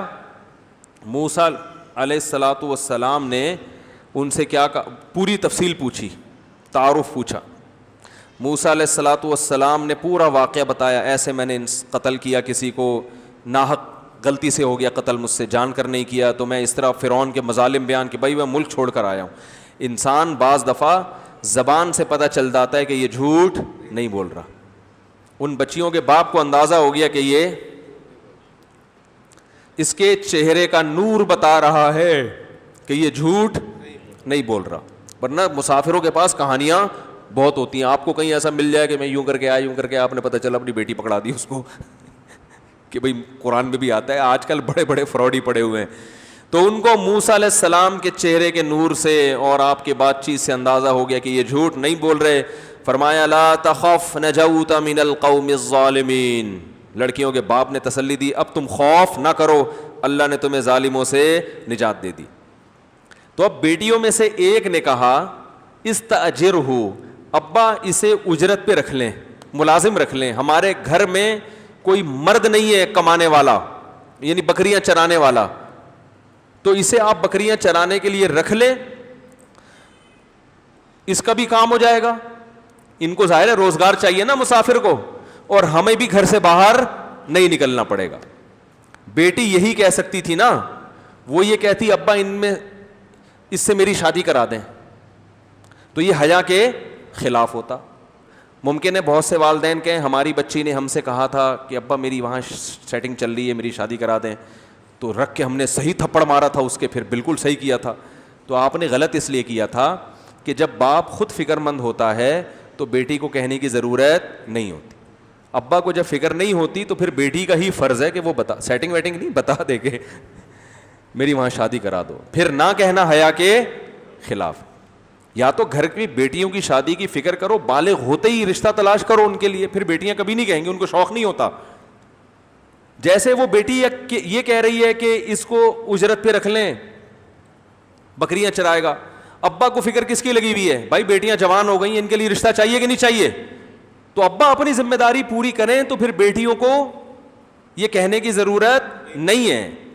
اور اگر بیٹی کہہ رہی ہے اس کا مطلب آپ نے اس کو یہاں تک مجبور کیا ہے, پھر اس کی بات مانو آپ. پھر یہ نہیں کہو تم میں شرم نہیں ہے, پٹاخ خاندانی لوگوں کی بیٹیاں ایسے کہتی ہیں, ابا سے خدا کے کہتی ہیں میری وہاں شادی کرا دو. تو خاندانی لوگوں کی بیٹیاں اگر ایسے نہیں کرتی تو ابا بھی اتنا شادی کو ڈیلے نہیں کرتے. اگر بیٹی کہہ دے اور یاد رکھو بیٹی کی مرضی کے خلاف شادی کرنا ناجائز ہے, حرام ہے. سمجھ رہے ہو کہ نہیں سمجھ رہے؟ ایسے موقع پہ بیٹی کو پورا پورا حق ہے کہ وہ منع کر دے, اور اس کا منع کرنا حیا کے خلاف نہیں ہے, اس کو رائٹ دی ہے شریعت نے. یہ آپ اس کی مرضی کے بغیر اس کو زبردستی کوئی چیز کھلا سکتے ہو؟ ہے بھائی؟ تو آپ اس کا دل چاہ رہا پراٹھا کھانے کا, آپ نے مسور کی دال ٹھوس رہے اس کے منہ میں, نہیں تو یہ کھانا ہے, ظلم ہوگا نا. تو بھائی وہ تھوڑی دیر کے لیے ایک چیز زبردستی نہیں کھلا سکتے, وہ پورا میاں اس کو پہنا رہے ہو آپ پوری زندگی کے لیے. سمجھ میں آ رہی ہے؟ پورا ایک عدد میاں, ایک عدد پورا 6 فٹ کا میاں آپ اس کو پہنا رہے ہو, وہ نہیں راضی پھر بھی پہنا دیا, تو وہ تو ظلم ہے. تو میں اس لیے کہہ رہا ہوں کہ کہیں قرآن کی یہ جو حیا اور یہ سب چیزوں کا لوگ غلط مطلب نہ لیں. عرب میں 40 سال کی بیٹیاں ہو جاتی ہیں, بیچاری باپ سے کہہ نہیں سکتی کہ ہمارا نکاح کراؤ, اور باپ ان کی اس حیا کا ناجائز فائدہ اٹھاتا ہے, بچیوں کو بوڑھا کر دیتے ہیں. تو ایسے موقع پر بیٹی کی ذمہ داری ہے وہ کہہ دے, اس میں کوئی گناہ نہیں ہے, کیونکہ نکاح کی ترغیب جو شریعت نے دی ہے اس پر عمل کرنا پہلے ہے, باقی چیزیں بعد میں. تو یہ تو ماحول ایسا تھا کہ وہ باپ خود ہی فکر کر رہے, تو باپ نے فوراً کیا کہا بیٹی کو, موسیٰ علیہ السلام سے بیٹیاں تو کہہ رہی ہیں کہ اس میں 2 صفات ہیں, طاقتور ہے اور امانت دار ہے. تو ایسا آدمی ہی گھر میں ملازم ہونا چاہیے اجرت پہ, کیونکہ طاقتور محنت کرے گا, اور امانت کا مطلب کام دل جمی سے کرے گا. ایسا نہیں کہ تنخواہ لینے کے ٹائم پہ تو آ جائے. آج کل کیا ہوتا ہے, بکریاں حوالے کرو, 1-2 بکری تو ویسے ہی غائب کر دیتا ہے وہ, ایسا ہی ہوتا ہے نا. وہ کورونا ہو گیا تھا, اس کو ویسے ہی غائب کیا. باقی میں نے تو چرواہوں کو بکریاں اپنی دی ہیں, اتنی بڑی دو تو وہ سال کے بعد بجائے بڑی ہونے کے چھوٹی ہو رہی ہوتی ہے, اور ان کی اپنی بکریاں بڑی ہو رہی ہوتی ہیں. یہ خیانتیں آج کل چل رہی ہیں مارکیٹ میں, اپنی چیز کوئی نہیں سمجھتا. تو بچیوں نے کہا یہ طاقتور بھی ہے اور امانت دار بھی. اندازہ کیسے لگایا کہ طاقتور بھی اور امانت دار بھی؟ بچیاں بھی خاندانی تھی, ذہین تھی, چند تھوڑی سی باتوں سے اندازہ لگا لیا کہ یہ نوجوان صحت مند. تو اندازہ ایسے لگایا کہ ڈول انہوں نے نا ایسے پکڑ کے نکالا تھا, صحیح ہے نا. ظاہر ہے جس کے چانٹا مارا ہو بندہ ہی مر گیا ہو, تو وہ پانی کا ڈول جو انہوں نے نکالا نا موسیٰ علیہ السلام نے, اس سے بچیوں کو اندازہ ہو گیا ہے کہ نوجوان طاقتور ہے, کمزور نہیں ہے. اور امانت کا اندازہ آنکھوں سے لگایا. کسی مسافر کو کہیں, اس مسافر تو زیادہ گناہ کرتے ہیں نا, کیا خیال ہے؟ ان کو تو زیادہ وہ ہوتا ہے کہ یار نہ بچیوں کا کوئی پوچھنے والا تو ہے نہیں, تو بد نظری کرنا شروع کر دے گا, بلا وجہ فری ہونے کی کوشش شروع کر دے گا, ان کی سادگی سے ناجائز فائدہ اٹھانا شروع کر دے گا. تو بچیوں کو اندازہ ہو گیا کہ انہوں نے ضرورت سے زیادہ ہم سے بات نہیں کی, آنکھیں نیچے جھکی ہوئی ہیں, صحیح ہے نا. اس سب چیزوں سے اندازہ ہو گیا کہ بندہ کیا ہے, بولو بھائی, خاندانی. تو یہ عورتیں جو ہے نا, یہ یاد رکھو سب کو سب کا پتہ ہوتا ہے. بعض لوگ کہتے ہیں یہ انٹی اتنی سیدھی ہیں, ان کو ہمارے بارے میں کیا پتہ. وہ آنکھوں سے ٹکٹکی سے اندازہ لگاتی ہیں انٹیاں, صحیح بتا رہا ہوں آپ کو. وہ سب اپنے میاں کو, جب میاں کے ساتھ بازار میں جا رہی ہوتی ہے نا, میاں سمجھتا ہے اس کو تو ادھر ادھر دیکھ رہی ہے. ہر عورت کی 2 آنکھیں پیچھے بھی ہوتی ہے, یاد رکھو, اپنے میاں کے بارے میں, جس سے وہ جب کوئی کسی عورت کا میاں بازار میں چلتا ہے تو خواتین چاروں طرف سے میاں کو دیکھتی ہیں. اگر ادھر دیکھ رہی ہیں 2 آنکھوں سے ادھر بھی دیکھ رہی ہیں. اگر منہ یہاں گھمائیں گے تو یہ آنکھیں موو کر کے کدھر آ جائیں گی, یہ خود بخود آٹومیٹک آنکھیں ہوتی ہیں, گھوم رہی ہوتی ہیں. اتنی ہوشیار ہوتی ہیں, اس لیے اللہ سے نہیں ڈرتے تو کم از کم بیوی سے ڈرا کرو. بہت دیکھ رہی ہوتی ہیں کدھر کو دیکھ رہا ہے, یہ چاہے کتنا ہی نیک ہو. آدمی گھر سے باہر نیک ہوتا ہے, یاد رکھو, گھر میں کوئی نیک نہیں ہوتا, یہ ذہن میں رکھنا. تو خیر, تو ان بچیاں کو بھی اندازہ ہو گیا کہ اس کی نگاہوں سے پتہ چلتا ہے کہ خیانت نہیں کرے گا. اچھا مجھے ایک بات بتاؤ, جو اصل بات تھی, جو اتنے لیے پورا واقعہ میں نے سنایا, تو باپ نے کہا کہ یار یہ 2 ہی چیزیں تو داماد میں بھی دیکھی جاتی ہیں, صحت اچھی ہو اور بندہ کیا ہو, خاندانی, امانت دار ہو. پیسہ بعد میں, ہم لوگ پیسہ پہلے دیکھتے ہیں, کسی حد تک دیکھنا بھی چاہیے, لیکن اصل جو ہے بھائی صحت اچھی ہے تو کما لے گا, اللہ نے رزق کا وعدہ کیا ہوا ہے, جہاں 2 روٹی خود کھائے گا بیوی کو بھی کھلا دے گا. صحت اچھی ہونی چاہیے, کمانے کے ذرائع بہت ہیں, ہم نے بہت لوگ دیکھے ہیں ابا سے کروڑوں کی جائیدادیں ملی, برباد کر دی, 0 پہ آ گئے. اور ایسے بہت دیکھیں غریب تھے, صحت اچھی تھی, کمانا شروع کیا, محنت کی, اللہ نے بہت پیسے کی رزق کی ریل پیل کر دی. تو انہوں نے کہا صحت اچھی ہے کما لے گا. دوسری بات, امانت دار ہے, اللہ کے خوف سے اللہ کا حق ادا کر رہا ہے تو بیوی کا حق بھی ادا کرے گا. جس میں اللہ کا خوف نہیں ہے وہ بیوی کا حق ادا کر ہی نہیں سکتا. اس پہ 6 سالے چھوڑنے پڑیں گے پھر جا کے بیوی کا حق ادا کرے گا. اس لیے میں ماں باپ سے کہتا ہوں یار تم لوگ نسل جو روکتے ہو نا اس کا نقصان کل تمہاری بیٹی کو بھی ہوگا. 2 بچے ہو گئے, بیٹی رخصت ہو کے گئی, سسرال میں ظلم ہوگا, تم مر جاؤ گے, پیچھے بیٹی کو پوچھنے والا کوئی نہیں ہوگا. آج بیٹی کو پیچھے بھائی ہونے چاہیے جو بہن کا خیال کریں کہ شوہر ظلم کر رہا ہے کہ نہیں کر رہا. پہلے زمانے میں یہ سالے کا لفظ یہیں سے تو آیا ہے. کباب میں سب سے بڑی ہڈی کون ہوتا ہے؟ سالہ. وہ نگرانی رکھتا ہے کہ بہن کے ساتھ اچھا سلوک ہو رہا ہے کہ نہیں ہو رہا. تبھی تو کہتے ہیں یار میں جو بیوی کے حقوق ادا کر رہا ہوں اس کمبخت کی وجہ سے کر رہا ہوں, ورنہ آزاد ہوتا. میں نے بہت لوگ دیکھے ہیں دنیا میں کہ اگر سالے نہ ہوتے نا تو وہ خود سالے بنے ہوئے ہوتے, وہ ظلم کرتے. وہ عورت کا خاندان ہوتا ہے جو مرد کو ظلم کرنے سے روکتا ہے, یہ حقیقت ہے. پیچھے خاندان ہوتا ہے اس کا. اگر وہ بالکل لاوارث ہے تو ایک خاتون کی بچی یتیم جوان ہو گئی, پیچھے کوئی پوچھنے والا نہیں ہے. انہوں نے کہا میری بچی کی عمر بڑھتی جا رہی ہے, میں شادی نہیں کر رہی اس لیے کہ جو بھی رشتہ آ رہا ہے مجھے ڈر ہے کہ اس بچی کا پیچھے کوئی پوچھنے والا نہیں ہے, اس لیے رل نہ جائے کہیں جا کے. اور رلتی ہیں. تو یہ جو فیملی پلاننگ کے عذاب اور نقصانات ہیں نا, ان میں ایک نقصان یہ بھی ہے کہ آپ اپنے اولادوں کو بہن بھائی نہیں دے رہے. آپ کہتے ہیں بہن بھائی تو آپس میں لڑتے ہیں, وہ لڑے جتنا بھی, لیکن اجتماعی مفاد میں کیا ہو جاتے ہیں؟ متحد ہو جاتے ہیں. وہ یہ انسانی فطرت ہے, نیچر ہے. آپ کا اپنے بھائی سے جتنا بھی پھڈا ہوگا, لیکن وہ جب اس پہ ظلم ہوگا تو وہ بہرحال ساتھ دے گا بھائی کا, بہن کا ساتھ دے گا, بھائی کا ساتھ دے گا. تو یعقوب علیہ السلام جو بچیوں کے والد تھے انہوں نے کہا کہ 2 کوالٹی, صحت اچھی ہونی چاہیے اور امانت. اللہ کا خوف ہوگا تو بیوی کا حق بھی ادا کرے گا. اللہ کا خوف ہوگا تو یہی 2 چیزیں تو چاہیے. بچیاں کہہ رہی ہیں اس کو اجرت پہ ملازم رکھ لیں. باپ نے فوراً کہا انی ارید ان انکحک احدی ابنتی ہاتین, ان 2 میں سے ایک کا نکاح میں آپ سے کرنا چاہتا ہوں. بولو بھائی, شرط یہ کہ 10 سال بکریاں چراؤ. صحیح ہے نا. اس زمانے میں یہ مہر رکھنا جائز تھا, آج جائز نہیں ہے. شرط کیا ہے کہ 10 سال بکریاں چرائے تاکہ میری بھی ضرورت پوری ہو جائے, ٹھیک ہے نا, ہمارے گھر کی بھی ضرورت پوری ہو جائے اور آپ کو بھی بیوی مل جائے گی. موسیٰ علیہ السلام نے یہ نہیں کہا. ہم کہتے اچھا میں ذرا استخارہ نکلواتا ہوں جا کے, ابھی ہم کیا کرتے, استخارہ نکال رہا ہوں میں. پھر استخارے 3 دن تک استخارے نکال کے پھر کوئی نیلا آتا, کوئی پیلا آتا, کوئی گلابی آتا, وہ پریشان ہوتے, فون کرتے یار یہ پتہ نہیں, کنفیوز ہوں استخارے کے بارے میں. یا موسیٰ علیہ السلام نے یہ بھی نہیں کہا ایکچولی ابھی تو میری جاب لگی ہے, میں مسافر آدمی ہوں, پہلے جو فرعون کے پاس کیس چل رہے ہیں وہ کیس ختم ہو جائیں, میں اسٹیبل ہو جاؤں, اپنے پاؤں پہ کھڑا ہو جاؤں, میں بحریہ ٹاؤن میں ایک آدھ پلاٹ خریدنے کے قابل بن جاؤں, میں مدین ابھی نیا آیا ہوں, یہاں میں اسٹیبل ہو جاؤں, کچھ پلاٹ ہو جائے, میرا کوئی گھر ور ہو جائے, اسٹیبل ہو جائے. جب انسان اپنے پاؤں پہ کھڑا ہو پھر یہ شادی کے بکھیڑے. شادی کوئی گڑیا گڈے کا کھیل نہیں ہے. یہ کیا بولوں یار, میں تو ممبر کا خیال کرنا پڑتا ہے, چماٹ مارنے کا دل کرتا ہے رکھ کے. یہ جو بڈھے ہو رہے ہیں نا, شادی نہیں کر رہے, اسٹیبل ہوتے ہیں, وہ بھائی جان روٹی کھانے کا سب سے بہترین ٹائم ہے جب بھوک لگے. جب جوان ہوتا ہے نا اس وقت نکاح کی خواہش ہوتی ہے. اسٹیبل ہونے کے چکر میں خواہش ہی ختم کر دی تو چھوڑ دو, اب اسٹیبل ہی ہو, اب شادی نہیں کرو. 40 سال میں شادی کر رہے ہو, کم بخت تمہارے رہ کتنے گئے تمہارے, اور 40 سال تک تم حرام خوری کرتے رہے ہو.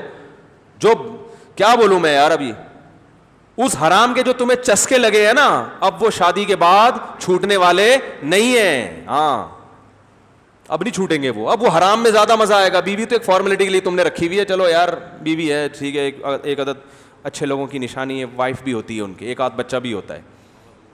باقی جو حرام کاریاں ہو چکی ہیں اس کی وجہ سے صحت کا جو بیڑا غرق ہو گیا, اور جو چسکے حرام میں آ گئے, اب وہ جس کو سٹوں کا عادی ہو وہ دودھ میں تھوڑی مزہ آتا ہے اس کو. ارے جس کو ہیروئن پینے میں اور چرس میں اور سگریٹ کے مزے آ گئے اس کو آپ شہد چاٹا کرو نہار منہ, وہ کہے گا یار یہ کیا حکیموں کی باتیں بتا رہے ہیں میرے کو. شہد کی جو لذت ہے وہ ان کی ہے جن کو گٹکوں کی عادت نہ پڑی ہو, اس کو مزہ آئے گا. شہد میں اللہ نے لذت رکھی ہے. تو نکاح کی لذت بھی انہی کو ہوتی ہے جن کو یہ حرام کاریوں کی عادت نہیں پڑی ہوتی. تو بہرحال اگر کسی کو پڑ گئی توبہ کر لے بھائی, اللہ قبول کرنے والے, لیکن جو نقصان ہونا تھا وہ تو ہو گیا نا. تو ہم ہوتے ہیں موسیٰ علیہ السلام کی جگہ, ہم کہتے ہیں ایکچولی یہ بھی تو استخارہ نکالنا ہے, اور نکاح کو شادی کو گڑیے گڈوں کا نکاح تو بہت بڑی کیا ہے, بہت بڑی اتنی بڑی ہے کہ بس کیٹو پہاڑ اس کے سامنے چھوٹا ہے. بولنے یہ ڈائلاگ ہیں, ہلکا کر کے پیش کرو گے تو ہلکا ہو جائے گا نکاح. او بھائی نکاح کیا ہے یار, وہ مرد کو عورت چاہیے, عورت کو مرد چاہیے, اس کے دل میں بھی تڑپ ہے, آپ کے دل میں بھی تڑپ ہے, دو گواہ لاؤ, ایجاب و قبول کرو بھائی, چلو ساتھ رہنا چھو, حلال ہو گیا معاملہ. وہ بھی پہلے بھی تو روٹی کھا ہی رہی تھی نا, ابا کھلا رہے تھے, اب تم کھلاؤ اس کو, ختم ہو گئی بات. پہلے ان کا خرچہ ہو رہا تھا, اب کس کا ہے, تمہارا. مہنگائی کے دور میں بڑا مشکل ہے بھائی, مہنگائی کے دور میں ابا کھلا رہا تھا, بوڑھے پہ خرچہ ڈالنا یہ مہنگائی کے دور میں زیادہ مسئلہ ہے. جوان پہ خرچہ ڈالنا آسان, اس کی تو بھی کمانے کی عمر شروع ہوئی ہے, اس پہ خرچہ ڈالو, باپ پہ نہیں ڈالو, باپ کا مفاد بھی نہیں ہے بیٹی سے, کوئی فائدہ بھی نہیں ہے, بوڑھے پہ خرچہ ڈالا ہوا ہے. مہنگائی کے دور میں اس بوڑھے کا خیال نہیں ہے کہ مہنگائی بہت ہے, شادی باتیں کرتا رہتا ہے بیٹھ کے, مہنگائی بہت ہے تو بچیوں کا خرچہ باپ سے ہٹاؤ نا, پھر جوان آدمی پہ ڈالو اس کا خرچہ. مہنگائی میں تو یہ زیادہ ضروری ہے کہ جوان پہ خرچہ ڈالا جائے, بوڑھے کو بولو اب آپ آرام کرو زندگی, اب داماد آپ کی خدمت کرے گا. سب فضول قسم کی ٹوپی ڈرامے جو لبرل لوگ ہیں نا, انہوں نے پھیلائے ہوئے ہیں سارے فضول. تو موسیٰ علیہ السلام, اور یہ ہمارے روحانی ٹوپی ڈراموں نے استخارے کے نام پہ جو مذاق بنایا ہوا ہے, یہ وہ استخارہ ہے ہی نہیں جو حدیث میں آتا ہے. حدیث والا استخارہ بالکل ایک الگ چیز ہے. تو موسیٰ علیہ السلام نے یہ بھی نہیں کہا گڑیا گڈوں کا کھیل تو نہیں ہے یہ, ایکچولی ابھی تو میں اسٹیبل, ابھی میں یہاں آیا ہوں اور یہ مسائل اور یہ وہ. بھائی جاب مل گئی, ٹھکانہ مل گیا, جیسے ہی انہوں نے پیشکش کی ہے نا کہ میں چاہتا ہوں ان دو میں سے ایک کا نکاح آپ سے کروں, 8 سال بکریاں چرانی ہیں, 10 کر دو تو غریبی آپ کی طرف سے. موسیٰ علیہ السلام نے فوراً ہاتھ بڑھایا, ذالک بینی و بینک, میرا اور آپ کا وعدہ پکا, خط ڈن ہے. کیونکہ لڑکیوں کی تحقیق بھی پہلے ہو چکی تھی نا کہ بھائی شرم والی حیا والی لڑکیاں ہیں, خاندانی ہیں. بھائی بیوی کا یہ پتہ چل جائے بھائی لڑکی کیا ہے, اچھے خاندان سے بلانگ کرتی, وہ اندازہ ہو گیا تھا کہ بھائی چلتی بھی حیا سے آئی, دور کھڑی ہوئی ہیں, ابا کی خدمت بھی کر رہی ہیں. بڑھاپے میں ابا کو اولڈ ہوم میں جمع نہیں کرایا کہ ابا آپ خام خام کی ٹینشن, ہمیں آپ کی وجہ سے پانی بھر کے لانا پڑتا ہے, چلو آپ عیدی سینٹر میں. کچھ بھی نہیں کیا, گھر میں ابا کو بھی پال رہی ہے, ذمہ دار گھر داری والی ہیں. یہی تو چاہیے بھائی. اور جہاں دیکھنا وہ ممکن ایک نظر دیکھ لیا ان لڑکیوں کی طرف, تو فوراً کہا ذالک بینی و بینک, یہ میرا اور آپ کا ایگریمنٹ ہے. تو پیغمبر نکاح پہ بڑے حریص ہوتے ہیں, فوراً نکاح کرتے ہیں جہاں موقع ملتا ہے. اسی وجہ سے تو معذرت کے ساتھ سلیمان علیہ السلام نے, میں یہ تو نہیں بتاؤں گا کتنی شادیاں کی, بہت زیادہ کی تھی, بھی چھوڑو اس کو, خواتین بھی بیان سن رہی ہیں پھر بولیں گے آگے اپنے ٹاپک پر. تو صحیح ہے نا. تو کیا بات کہاں سے شروع ہوئی تھی یار. اب دیکھو کیسا موسیٰ علیہ السلام کے جو سسر تھے, کیسا خاندانی فیصلہ کیا کہ نہیں کیا. فلما قضا موسیٰ الاجل وسار باہلہ, موسیٰ علیہ السلام نے جب 10 سال بکریاں چرائیں, انہوں نے دیکھا اب چلو بیوی کو لے کے کہاں چلتا ہوں میں, واپس مصر جاتا ہوں. بھائی ہمارا اخپل وطن تو کیا ہے بھائی, اخپل وطن تو مصر ہے نا. مصر کی یاد آ رہی تھی, رشتہ دار تو وہاں ہیں, ہو سکتا ہے اس وقت ان کی والدہ بھی زندہ ہو موسیٰ علیہ السلام کی, تو بہو والدہ کے پاس لے کے جاؤں گا, وہی ماں جنہوں نے صندوق میں ڈالا. تو اخپل وطن تو یاد آتا ہے نا. اب 10 سال ہو گئے, بھول بھلیاں ہو گیا ہوگا, کہیں چھپ چھپا کے زندگی گزار لیں گے, کیس پرانا ہو گیا. وہ راستے میں بیوی کو لے کے جا رہے ہیں اور شدید سردی, مصر کی تو سردی بڑی مشہور ہے, ٹھنڈا ملک ہے نا. راستے میں اندھیرا اور شدید سردی, آگ نظر آتی ہے. وہاں اپنی اہلیہ کو بولتے ہیں امکثو انی آنست نارا, ٹھہرو ٹھہرو مجھے آگ نظر آتی ہے. میں وہاں جا کے راستہ والے سے کوئی راستہ بھی بھول گئے تھے, یا کچھ گرمی حاصل کر لیں گے, ہم آگ لے کر آؤں گا تو ہاتھ تاپیں گے. تو دیکھو قرآن میں یہاں کیا آتا ہے, قال لأہلہ, اپنے اہل سے کہا. تو بیوی اہل بیت میں ہوتی ہے. جو لوگ کہتے ہیں نا اہل بیت اہل بیت اہل بیت, تو اہل بیت سے محبت بہت ضروری. تو اہل بیت میں سب سے پہلے کون ہے, بیویاں. تو عجیب اہل بیت ہیں, حضرت علی ہیں اس میں, بس حضرت فاطمہ ہیں, حضرت عباس ہیں, یہ بھی یقیناً اہل بیت ہیں. لیکن امی عائشہ, بولو بھائی, وہ تو گھر والی. اہل بیت کا اردو میں ترجمہ پتہ ہے کیا ہے, گھر والے. تو جب کوئی کہتا ہے نا میرے گھر والے, تو اس میں سب سے پہلے بیوی آتی ہے کہ نہیں آتی ہے. ابے آپ لوگ بولتے ہیں نا اپنے گھر والوں کے ساتھ آئیے گا, آپ بیوی کے ساتھ ہی نہیں گئے, پڑوسیوں کو لے گئے. تو اگلا بولے گا گھر والے کا تو مطلب سب سے پہلا کیا ہوتا ہے, اہل بیت. اسی طرح قرآن میں ایک اور جگہ نبی کی زوجات کو خطاب ہے, یا اہل البیت, انما یرید اللہ لیطہرکم, اللہ چاہتا ہے کہ آپ کو پاک کر دے. اہل البیت, اے اہل بیت. تو نبی کی بیویوں سے بھی اللہ نے کیا خطاب کیا, اے اہل بیت. تو اہل بیت میں سب سے پہلے کون ہے, نبی کی بیویاں. اور آپ کی بیوی میں سب سے چہیتی کون تھی, امی عائشہ. تو اگر کوئی اہل بیت سے محبت کا دعویٰ کرتا ہے تو حضرت علی, حضرت حسن, حضرت حسین, حضرت عباس, یہ سب ہمارے جو ہے نا ایمان, ان سے محبت ہمارے ایمان کا جزو ہے. تو اسے جتنی محبت حضرت علی, حضرت حسن حسین رضی اللہ عنہم سے ہے, اتنی ہی محبت امی عائشہ سے ہونا ضروری. آپ کو امی عائشہ سے اتنی محبت تھی کہ ایک صحابی نے نبی صلی اللہ علیہ وسلم کی دعوت کی. آپ نے فرمایا کہ عائشہ کو بلاؤ گے تو آؤں گا ساتھ میں. ہے بھائی, وہ صحابی تھے, بے تکلف تھے, ان کے پاس اتنی گنجائش نہیں تھی. انہوں نے کہا یا رسول اللہ نہیں, منع کر دیا. ہمارے یہاں منع کرنے والا بھی چماٹ پڑتا ہے اس کو, تکلف کا دور ہے نا. ارے دل میں کچھ اور ہے, زبان پہ کچھ اور ہے. تکلفات ہیں. صحابہ کے دور میں تکلف نہیں تھے, جو دل میں تھا وہی. وہ صحابی جانتے تھے کہ بھائی میں 2 کی دعوت افورڈ نہیں کر سکتا. انہوں نے خام خواہ یہ نہیں کہا نہیں آپ آئیں, آپ وائف کو بھی لے کر آئیں. اب انسان چلا جائے اور دل میں آدمی کہہ رہا ہے یار مصیبت کھڑی کر دی, پوچھنا ہی مصیبت بن گیا میرے لیے. دل صاف تھے ان لوگوں کے, صاف کہہ دیا یا رسول اللہ یہ پیشکش قبول نہیں ہے. اللہ کے نبی نے بھی بتا دیا, پھر آپ کی دعوت قبول. بولو بھائی. تو نبی تو امت کے معلم تھے نا, بیوی کا ادب بھی سکھا رہے تھے. ادب سے مراد محبت, کہ بعض دفعہ انسان کو اپنی بیوی کے بارے میں تھوڑی غیرت بھی دکھانی پڑتی ہے کہ بھائی میری وائف کو بھی بلاؤ گے تو آؤں گا ورنہ جاؤ. تو بیوی کتنا خوش ہوگی یہ سن کے میرے میاں نے دعوت کیا کر دی, ٹھکرا دی. آج الٹا ہو رہا ہے, ابے تو نے بھابھی کو خام خامے بلا لیا یار. یہی ہوتا ہے. ابے یار ایک تھوڑا سا ریلیکس ہونے کا موقع ملا تھا یار, گھر میں بھی بھابھی کے ساتھ ہی بیٹھ کے کھانا کھاتے ہیں, اب تھوڑا سا ریلیکس تھا, ہم تھوڑا آؤٹنگ ہو جائے گی, بیٹھیں گے. تو نے بھابھی کو بھی دعوت دے دی, اب خود ہی, میں تو منع کر نہیں سکتا, اب تو خود ہی کوئی ٹوپی شوپی کرا دے. تو یہ تربیت بھی کرنی تھی نا نبی نے. تو آپ صلی اللہ علیہ وسلم نے فرمایا عائشہ کو بھی بلاؤ. تو فضائل سب صحابہ کے ہیں, سب اہل بیت ہمارے لیے قابل محبت. لیکن جیسے حضرت علی کی بات نرالی ہے بھائی, بے شک اس میں دو رائے نہیں ہو سکتی, تو امی عائشہ کی بات بھی کیا ہے, نرالی ہے. یہ انداز کسی اور زوجہ کے نصیب میں نہیں آیا. تو ان صحابی نے پھر کچھ دنوں بعد دوبارہ دعوت کی, یا رسول اللہ میرے گھر تشریف لائیں, کھانا کھائیں. آپ نے فرمایا عائشہ کو بھی بلاؤ. انہوں نے پھر منع کر دیا, بھائی اکیلے آ سکتے ہیں. تو فرمایا نہیں, قبول نہیں ہے.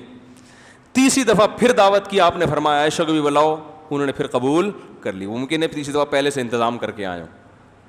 تو کیا بات چل رہی تھی, یہاں کہاں سے آ گئی یار. ایک تو میرا دماغ میں نا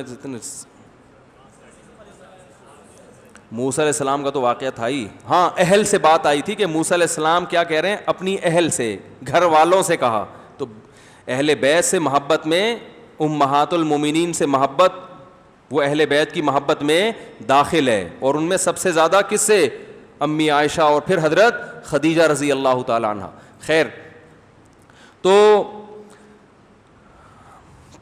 اصل بات کیا چل رہی تھی, وہ آگ تو وہ درمیان میں ایک واقعہ آ گیا. اصل جو میں نے موضوع شروع کیا تھا وہ تو میں نے شروع کیا تھا ولا یستثنون. بھائی وہ سورہ قلم کا میں سنا رہا تھا, ادھر ٹن کیسے مارا, عرب کا بتا رہا تھا. ہاں اصل جو خاندانی, تو اللہ تعالیٰ نے عربوں میں جو رسول اللہ صلی اللہ علیہ وسلم کو پیغمبر بنا کے بھیجا, اس کی ایک بڑی وجہ یہ تھی کہ عرب میں یقیناً برائیاں تھیں, مگر برائیوں کی there are 2 types of برائیاں. خاندانی برائیاں الگ ہوتی ہیں, یعنی ایک برائی کی بیس غلط نہیں ہوتی. تو عرب جوا کھیلتے تھے, لیکن وہ جوا پتہ ہے کیوں کھیلتے تھے, اس لیے نہیں جس لیے آج کھیلا جائے. آج جواری جب جوا جیتے گا, کروڑوں روپے کمائے گا, اس کروڑوں سے کیا کرے گا, حکمرانوں کو رشوت دے کے 2-4 اور پلاٹوں پہ قبضہ کروا لے گا. یہی ہے نا, یعنی اپنی توند بھرے گا اور حرام کو مزید حرام کا ذریعہ, اس سے شراب پیے گا وغیرہ وغیرہ. عرب کیا کرتے تھے, عربوں میں سخاوت تھی. عرب اس پہ فخر کرتے تھے, ہم نے اتنے غریبوں کو کھلایا. اس پہ بہت فخر ہوتا تھا ان کا. کنجوسی اس زمانے کی ایک بہت بڑی گالی تھی. حاتم طائی اسی دور کا ہے نا, حالانکہ وہ اس نے اسلام تھوڑی دیکھا ہے. کفر کی حالت میں اتنا سخی آدمی, بات بات پہ اونٹ ذبح کر دیتا تھا لوگوں کو کھلانے کے لیے, ایسا سخی. تو آج اس زمانے کی آپ شاعری دیکھیں, آپ کو پتہ چلے گا شاعر سخاوت پہ فخر کرتے تھے. آپ کو بتائے حضرت حمزہ رضی اللہ تعالی عنہ, ان سے کچھ صحابیات نے کہہ دیا تھا کہ یہ آپ کا اونٹ کھڑا ہوا ہے, کچھ تانا دے دیا تھا کہ ہم یہاں بھوکے اور اونٹ کھڑا ہوا ہے یہاں پہ. انہوں نے کیا کیا, اونٹ ذبح کر کے سب کو کھانا کھلا دیا, لو کھاؤ. وہ چونکہ اس زمانے میں شراب حرام نہیں ہوئی تھی تو نشے کی حالت میں تھے, اس وقت شراب حرام نہیں ہوئی تھی. بعد میں پتہ چلا یہ اونٹ میرا نہیں ہے, یہ کس کا ہے, حضرت علی کا اونٹ ہے. اور حضرت علی کا پروگرام تھا اس اونٹ سے اپنا ولیمہ کرنے کا. تو حضرت علی نے جب اونٹ کا یہ حشر دیکھا تو کہتے ہیں میں اپنی آنکھوں پہ قابو نہیں پا سکتا. تو سخاوت ایسی تھی کہ یہ بھی تحقیق نہیں کر رہے کہ بھائی یہ بس وہ تانا دے دیا عورتوں نے. آج کوئی عورت تانا دے ہے کہ بھائی تمہاری جیب سے کبھی پیسے نہیں نکلتے, یہ اونٹ کھڑا ہوا ہے, کھلاؤ ذرا بوٹی بنا کے, تو ہم کیا کہیں گے, عورتوں کا تو کام ہی تانے دینا ہے, ان کے منہ سے تو کبھی اچھی بات ہم نے سنی نہیں. کنجوسی کا دور چل رہا ہے بھائی, مارکیٹ میں دبا کے چل رہی ہے. لیکن اب ایسا بھی نہ ہو کہ آپ بھی اونٹ کھلانا, اپنی اوقات دیکھنی چاہیے. سخاوت میں اتنا زیادہ کسی کو فری کرا لینا, تو اعتدال ہر چیز میں اچھا ہے نا. لیکن عرب اعتدال سے کام نہیں لیتے تھے, تبھی تو قرآن نے ان کو حکم دیا کہ میانہ روی سے خرچ کرو. آج کنجوسوں کو حکم دیا جاتا ہے کچھ تو کرو, عربوں کو کہا جا رہا تھا میانہ روی سے خرچ کرو. کچھ تھے ان میں بھی کنجوس, لیکن میجورٹی ایسی نہیں تھی, یہ برائی ان میں نہیں تھی. بہادر سب تھے, رشتہ داری جوڑنے میں بڑے ماہر تھے, رشتوں کے لیے لڑا کرتے تھے. یہ جو بھائی بھائی کو دیکھ کے پٹتا ہوا دیکھتا ہے اور کنی کترا کے نکل جاتا ہے نا سائڈوں سے, یہ چیز عربوں میں نہیں تھی. ہم زمانہ جاہلیت کی شاعری پڑھتے ہیں, اس میں ایک عورت کے بھائی کو قتل کر دیا تو دوسرے بھائی نے دیت لے لی, تو وہ بہن نے شاعری کی اپنے بھائی کے خلاف کہ غیرت ختم ہو گئی اس میں, خون کا بدلہ خون ہے, یہ پیسے لے کے معاف کر دیا. وہ بہن ابھار رہی ہے. حالانکہ آج تو خواتین کہاں چاہتی ہیں کہ بھائی کے قاتل کو قتل کیا جائے, وہ چاہتی ہیں کہ کیا ہو, یا پیسے ویسے مل جائیں, چلو پتلی گلی سے نکلو. تو وہ غیرت, پیسے لینا بھی جائز ہے تو, لیکن یہ کہ وہ ایسی ان کی شاعری سے پتہ چلتا ہے. تو اب کیا تھا جو اصل موضوع تھا میرا, کہ عرب کیا کرتے تھے کہ جوا کھیلتے تھے, جس کے نام رقم نکلتی تھی نا, جیتتا تھا, وہ ساری رقم سے غریبوں کو کھانا کھلا دیا کرتا تھا, تاکہ غریبوں کا کھانا کس کے کھاتے میں آئے, میرے کھاتے میں. دنیا کہے گی بھائی ہم نے کھلایا ہے. وہ اس جوئے سے اور کچھ نہیں. یہ تو اب کتنے فائدے کی چیز تھی نا, لیکن لا الہ الا اللہ کا مطلب سمجھتے تھے, جو میں اصل بیان لے کے چلا تھا. اللہ کے سوا کوئی عبادت کے لائق نہیں. اللہ نے کہہ دیا یہ جوا کیا ہے, نجس, غریب کو کھلانا ہے, جتنے پیسے اللہ نے دیے اس سے کھلا دو. جوا جیت کے کھلانے کی اجازت نہیں ہے, تو اللہ نے اس کو حرام کر دیا, صحابہ نے چھوڑ دیا. یہ آج جو علماء انشورنس کو حرام کہتے ہیں نا, انشورنس والے بڑے مزین دلائل بیان کرتے ہیں. ایکچولی جب آپ اپنے ابا کی وہ بیمہ کرواتے ہیں, تو اگر آپ کے ابا کا انا للہ ہو گیا, آپ یتیم ہو گئے, تو انشورنس کمپنی آپ کے ساتھ اتنا تعاون کرے گی. تو ایکچولی یہ آپس کے تعاون کی ایک بڑی زبردست صورت ہے.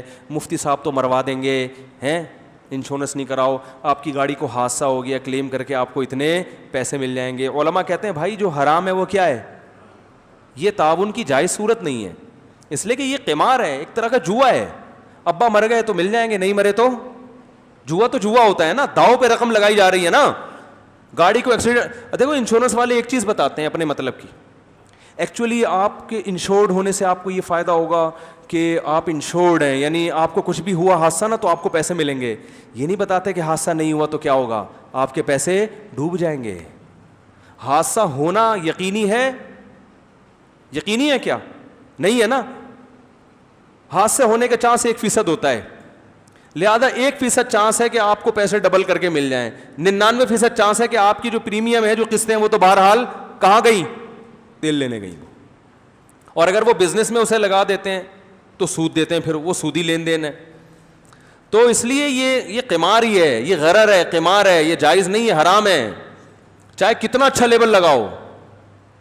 تو غریب کے ساتھ تعاون. پھر انشورنس کا آلٹرنیٹ ہے کیا, یہ بھی تو ایک ضرورت ہے نا بھائی. ایک دم اتنے بڑے بڑے, اس کا آلٹرنیٹ میں ایک بیان میں بتا چکا ہوں, بہت تمیز سے بہت اچھے آلٹرنیٹ اس کے موجود ہیں, جو غیر اخلاقی بھی نہیں ہیں, شریعت کے مزاج کے عین مطابق بھی ہیں, اور اس میں بہت غریبوں کو بہت فائدہ بھی ہے.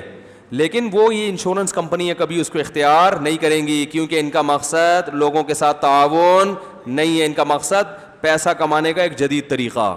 تعاون کا لیبل ہے, مقصد کیا ہے؟ پیسہ. جبکہ عرب جو جوا کھیلتے تھے تعاون کا لیبل نہیں تھا, واقعی تعاون کرتے تھے. اور آج انشورنس یہ پیسہ کمانے کا ذریعہ ہے. اس کی سب سے بڑی دلیل یہ کہ ابا اگر بیمار زیادہ ہوں تو انشورڈ نہیں ہوتے, پھر وہ پہلے ڈاکٹر جا کے چیک کرے گا کہ بھائی دیکھنا ان کا 50 سال مزید زندہ رہ سکتے ہیں کہ نہیں رہ سکتے. اگر ابا کو کسی قسم کی کوئی بیماری نہیں ہے, کورونا سے بھی احتیاط کر رہے ہیں وہ بہت زیادہ, دیکھ لیا, پھر وہ کہتے ہیں بھائی یہ بیمہ پالیسی پھر لائف انشورنس ہوگی, ٹھیک ہے نا. اور اگر حالانکہ ضرورت کس کو ہے؟ جس کے ابا کے مرنے کا چانس زیادہ ہے, اس کے بچوں کو زیادہ ضرورت ہے نا. ارے کیا ہو گیا؟ جو ایسی جگہ پہ رہتا ہے جہاں آگ لگنے کا اندیشہ زیادہ ہے. دیکھو کراچی میں 1 to 5 ایک دور میں اس کی انشورنس نہیں ہو رہی تھی کیونکہ 1 to 5 چھن رہی تھی.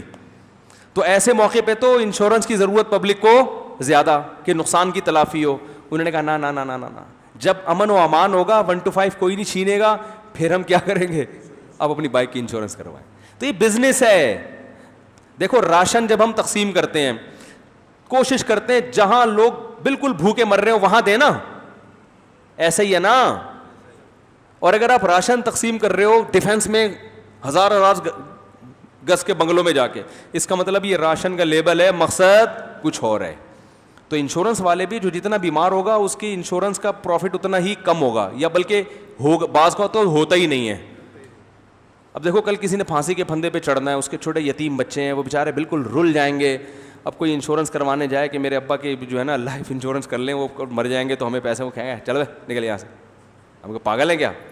تو یہ باہمی تعاون بھی نہیں ہے, ٹھیک ہے نا. سمجھ میں نہیں آ رہی میرا خیال ہے بات. تو میں نے جو بیان شروع کیا تھا وہ یہ کیا تھا کہ باغ والوں نے جو یہ کہا تھا انشاءاللہ, یہ جو کہہ نہیں رہے تھے نا اللہ نے چاہا, یہ اس لیے نہیں کہہ رہے تھے کہ ان کو پتا تھا اگر ہم اللہ کو درمیان میں لے آئے تو پھر بہت ساری چیزیں بٹوین میں, یہ بٹوین میری اپنی انگلش ہے, بہت ساری چیزیں بٹوین میں, مجھے پتہ یہ غلط لفظ ہے, میں ویسے ہی مذاق میں, بہت ساری چیزیں بٹوین میں بولو بھائی لانی پڑیں گی, درمیان میں لانی پڑیں گی.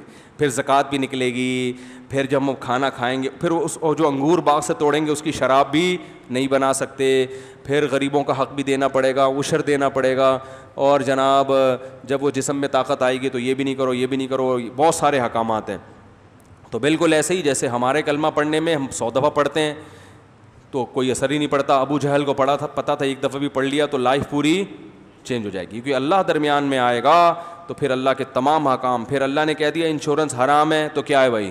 حرام ہے. لاجک سمجھ میں آئے نہ آئے, سمجھ میں آ رہی ہے بات؟ اللہ نے کہہ دیا سود حرام ہے تو کیا ہو گیا بھائی؟ حرام ہے.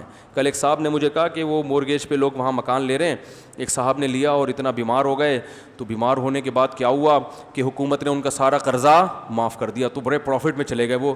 اب وہ نہ لیتے, رینٹ پہ ہی ہوتے تو بیچارے کتنے پریشان ہوتے. تو مفتی صاحب یہ بڑی ضرورت ہے, آج سب ان کو مبارکباد دے رہے ہیں, یار تم نے بڑے صحیح ٹائم پہ لے لیا تھا. میں نے کہا دیکھیں جب یہ مریں گے اللہ کے پاس جائیں گے تو یہ پوری تقریر اللہ کے سامنے کر دیں, اللہ کی سمجھ میں آ گیا اور اللہ نے کہا جا بیٹا, یعنی بیٹے سے میری مراد چل بھائی جا میرے بندے جا تو جنت میں, تو واقعی بڑے کامیاب ہیں. لیکن اگر قیامت میں اللہ کے سامنے جب ان کی حاضری ہوگی, اللہ کہیں گے بھائی تم نے گھر بھی بنا لیا سودی قرضہ لے کے, اور بڑے صحیح ٹائم پہ بنایا تم نے, مرنے سے تھوڑے دن پہلے بنا لیا, بچوں کو بڑا فائدہ ہو گیا, لیکن اس طریقے سے بنایا کہ میری طرف سے اس کی پرمیشن بولو بھائی تھی نہیں. تو اگر اللہ چترول لگائے گا نا تو پھر وہ آدمی جو ساری زندگی رینٹ پہ رہتا ہے وہ کہے گا یار میں زیادہ اچھا تھا. ٹھیک ہے, میں آپ کو یاد ہے جب دہشت گردی کراچی میں بہت تھی نا تو ایجنسیاں لوگوں کو اٹھا کے لے جاتی تھیں, اور زیادہ تر داڑیوں والے پکڑائی میں آ رہے تھے, دہشت گردی کے کیس بن رہے تھے.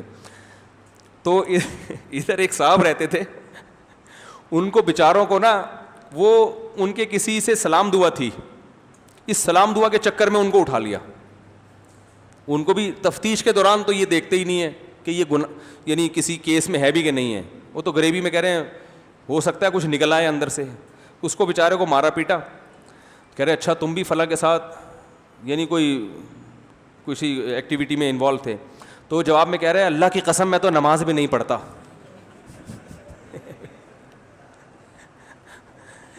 یعنی وہ یہ ثابت کرنے کی کوشش کر رہا ہے بھائی میرا تو جہاد سے کوئی تعلق ہے ہی نہیں. صحیح ہے نا, کیونکہ کچھ دہشت گردی جہاد کے نام پہ بھی ہوئی ہے نا. تو وہ کہہ رہا ہے میں تو حالانکہ نماز پڑھتا تھا, وہ اللہ کی قسم میں تو نماز بھی نہیں, چھوٹ کے آیا تو میں لوگوں کو بتا رہا ہے کہ میں تو نماز بھی نہیں. میں نے تو یہ بول دیا, ہم نے کہا اللہ کے بندے وہ تو تیرے کو کیا کر رہا ہے تو.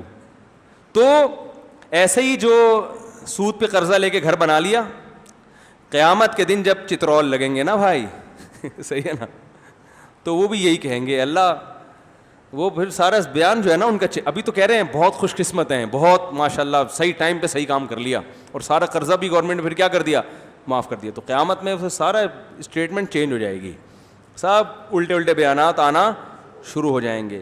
اور قرآن کہہ رہا ہے کہ شرک کرنے والا بھی کہے گا کہ اللہ کی قسم میں تو شرک نہیں کرتا تھا. سب بری ہو جائیں گے, ہاتھ گواہی دیں گے, ٹانگیں گواہی دیں گی, جسم گواہی دے گا کہ یہ جھوٹ بول رہا ہے. تو بہت کچھ بھائی اصل آخرت ہے مسلمان کے لیے. اللہ تعالیٰ سے دعا ہے کہ اللہ ہمیں سمجھنے کی, عمل کرنے کی توفیق عطا فرمائے. یہ آیت پھر رہ گئی, پھر اگلے دفعہ کر لیں گے, کوئی جلدی ہمیں ہے نہیں. امام مہدی کے آنے میں ابھی میری رپورٹ کے مطابق ٹائم ہے, دجال کے آنے میں بھی ابھی ٹائم ہے. تو انشاءاللہ سورہ قلم ہم دجال اور امام مہدی کے آنے سے پہلے پہلے کمپلیٹ کر لیں گے انشاءاللہ. آپ یہ عشاء کے بعد دیں, عشاء کی نماز کے بعد تھوڑی دیر مجلس ہوگی, جو بیٹھنا چاہیں بیٹھ سکتے ہیں, جو جانا چاہیں جا سکتے ہیں. میں 5-6 سال پہلے اپنے گھر میں رہتا تھا, وہ چھوڑ کر میں اپنے دوسرے گھر میں آ گیا. مکان 3 سال تک خالی تھا, کوئی کرایہ دار نہ تھا, بعد میں وہ کرایہ پر دے دیا. اب میرے پاس کوئی کرایہ کے پیسے نہیں بچتے, خرچ ہو جاتے ہیں, کیا اس پر زکوٰۃ ہے؟ زکوٰۃ کی جو تاریخ ہے نا, جس دن زکوٰۃ نکالتے ہیں اس دن کرائے کے پیسے بچے ہوئے ہوں گے تو زکوٰۃ ہوگی, ورنہ نہیں ہوگی. جتنے خرچ ہو گئے وہ ہو گئے. اچھا بھائی, کاروبار کا پیسہ آیا, اس کی ویلیو کے حساب سے کتنے سال کی زکوٰۃ ادا کروں؟ بھائی ہر سال جتنے پیسے آپ کے پاس موجود تھے آپ کی ملکیت میں, سب پہ زکوٰۃ ہوگی, چاہے کاروبار سے آئے ہوں کہیں سے بھی آئے ہوں.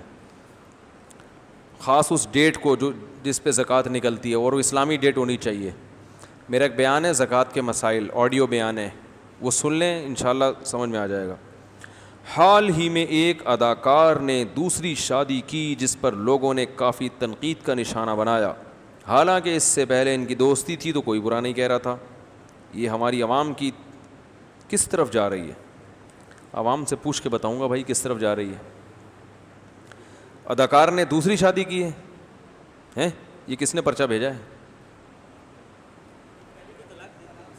پہلی کو طلاق دینا تو اچھا کام نہیں تھا نا. بہرحال اچھا کیا دوسری شادی کی, میں تو کہتا ہوں 3 اور کر لو. ابھی تک میرے حساب سے اچھا کیا نہیں ہے, صحیح ہے نا, میرے حساب سے ابھی تک فل اچھا کام ہوا نہیں. یہ ہمارا معاشرہ دوستیوں کو برا نہیں سمجھا جاتا, نکاح کو کیا سمجھا جاتا ہے, یہ چل رہا ہے مارکیٹ میں. بھائی یہ جو حیا کے خلاف مسائل ہیں یہ چھاؤں میں الگ سے پوچھا کریں, ٹھیک ہے نا. اگر ہمیں شک ہو کہ ہمارا کوئی روزہ کسی وجہ سے ٹوٹ گیا ہے لیکن پورا یقین نہ ہو, روزہ ٹوٹنے کا جب تک یقین نہیں ہوگا روزہ ٹوٹے گا نہیں.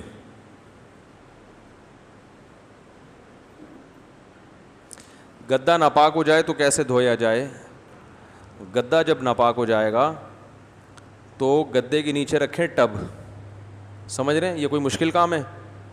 کہہ رہے ہیں گدا کیسے پاک کریں تو بڑا مشکل کام ہے. کوئی مشکل نہیں ہے, گدے کے نیچے کیا رکھیں؟ ہاں پہلے گدا ہٹائیں بیڈ سے, یہ مشکل کام ہے؟ بلکہ بیڈ پہ رکھے رکھے بھی ہو سکتا ہے. یہ بیڈ کے نیچے لے جائیں ٹب, خالی ٹب, گدے کے اوپر ڈالیں پانی, اسے ہاتھ سے رگڑیں, کوئی صابن سے بھی مل دیں تو اور اچھا بات. اور یہ اس طرح ڈالتے رہیں, پانی اوپر سے جاتا رہے گا نیچے سے نکلتا رہے گا, تھوڑی دیر میں پاک ہو جائے گا. جب خیال ہو کہ یار نجاست ختم ہو گئی ہے تو پاک ہو جائے گا. آپ کہہ سکتے ہیں گدا گیلا ہو جائے گا, یہ تو بڑی ٹینشن ہے. تو پیشاب کرنے سے بھی تو گیلا ہی ہوا تھا نا,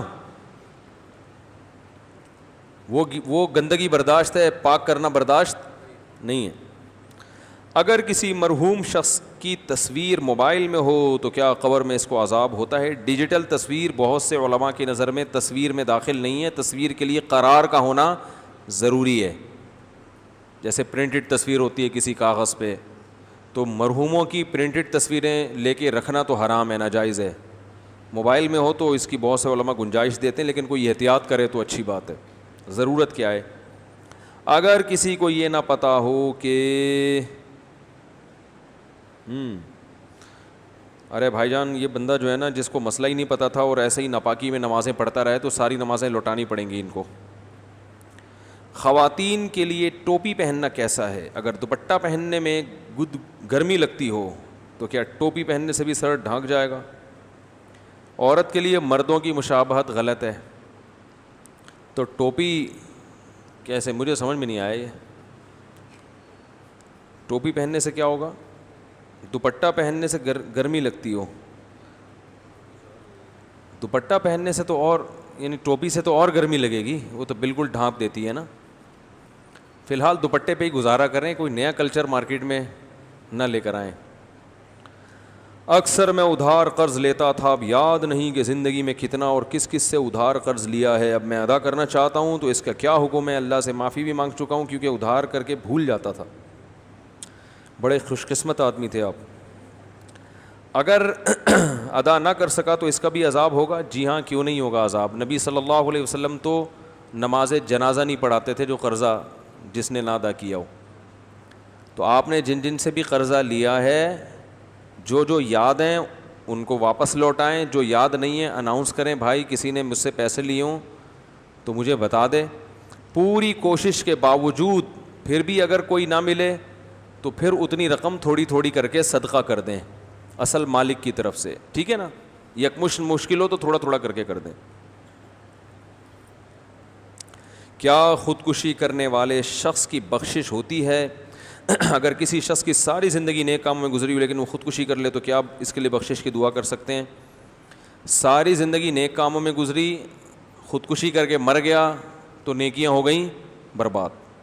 حدیث کے مطابق برزخ میں اسی طرح سے اپنے آپ کو مارتا رہے گا جس طرح سے اس نے اپنے آپ کو قتل کیا تھا. حدیث میں آتا ہے جس نے اپنے آپ کو جلایا تو قبر میں جلاتا ہی رہے گا قیامت تک. جس نے زہر پیا قبر میں زہر ہی پیتا رہے گا. جس نے پہاڑ سے گرا کے مارا تو قبر میں پہاڑ قائم کیا جائے گا برزخ میں، اور اسی طرح سے اپنے آپ کو قیامت تک مارتا رہے گا. باقی اس کے لیے بخشش کی دعا کرنی چاہیے کیونکہ مسلمان ہے اور اللہ معاف کرنا چاہے تو اللہ پہ کوئی پابندی لگا نہیں سکتا، تو اس لیے معافی کی دعا مانگنی چاہیے، شاید اللہ بخش دے. علماء کہتے ہیں کہ اگر کسی مسئلے میں اختلاف ہو جائے تو احتیاط کے پہلو کو لینا چاہیے، پھر اس طرح تو ڈیجیٹل تصویر سے بھی بچنا چاہیے. بالکل صحیح کہا. دیکھو حدیث میں آتا ہے، یہ خوب اچھی طرح سمجھو، الحلال بین والحرام بین. حلال بھی واضح ہے، حرام بھی واضح، اور اس کے درمیان کچھ چیزیں مشتبہ ہیں.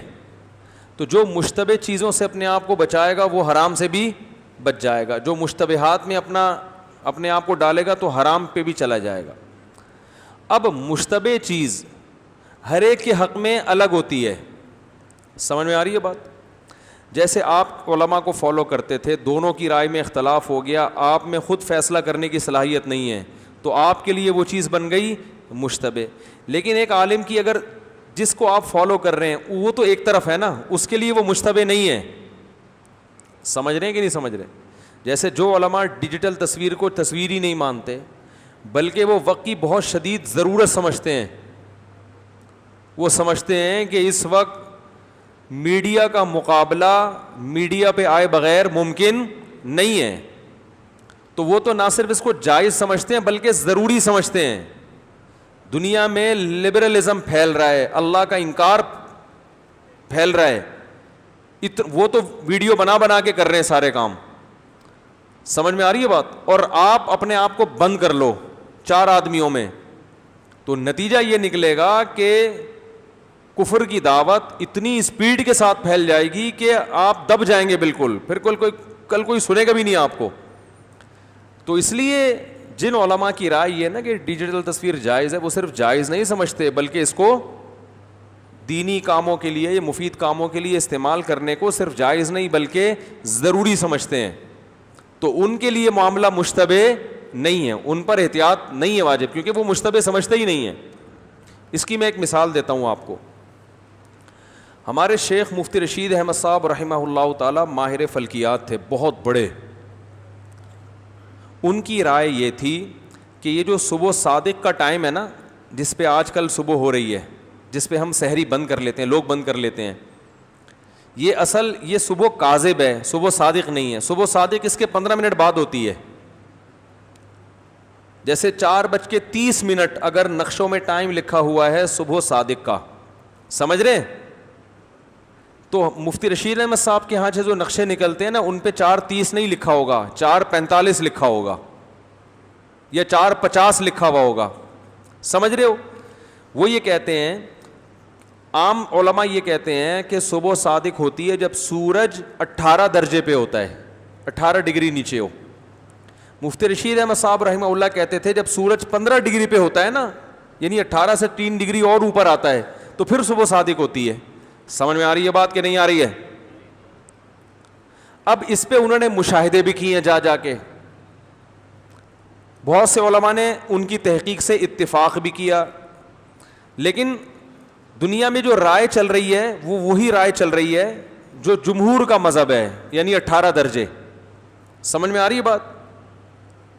اب مسئلہ یہ ہے کہ ہم عوام کو یہ کہتے ہیں کہ دونوں طرف علماء ہیں، آپ میں خود تحقیق کی صلاحیت نہیں ہے، تو آپ کریں یہ احتیاط کے پہلو پر عمل کریں، روزہ پہلے بند کر دیں اور نماز تھوڑا دیر سے پڑھیں، 15 منٹ بعد پڑھیں نماز، تاکہ نماز بھی تمام علماء کے نزدیک ٹھیک ہو جائے اور روزہ بھی تمام علماء کے نزدیک ٹھیک ہو جائے.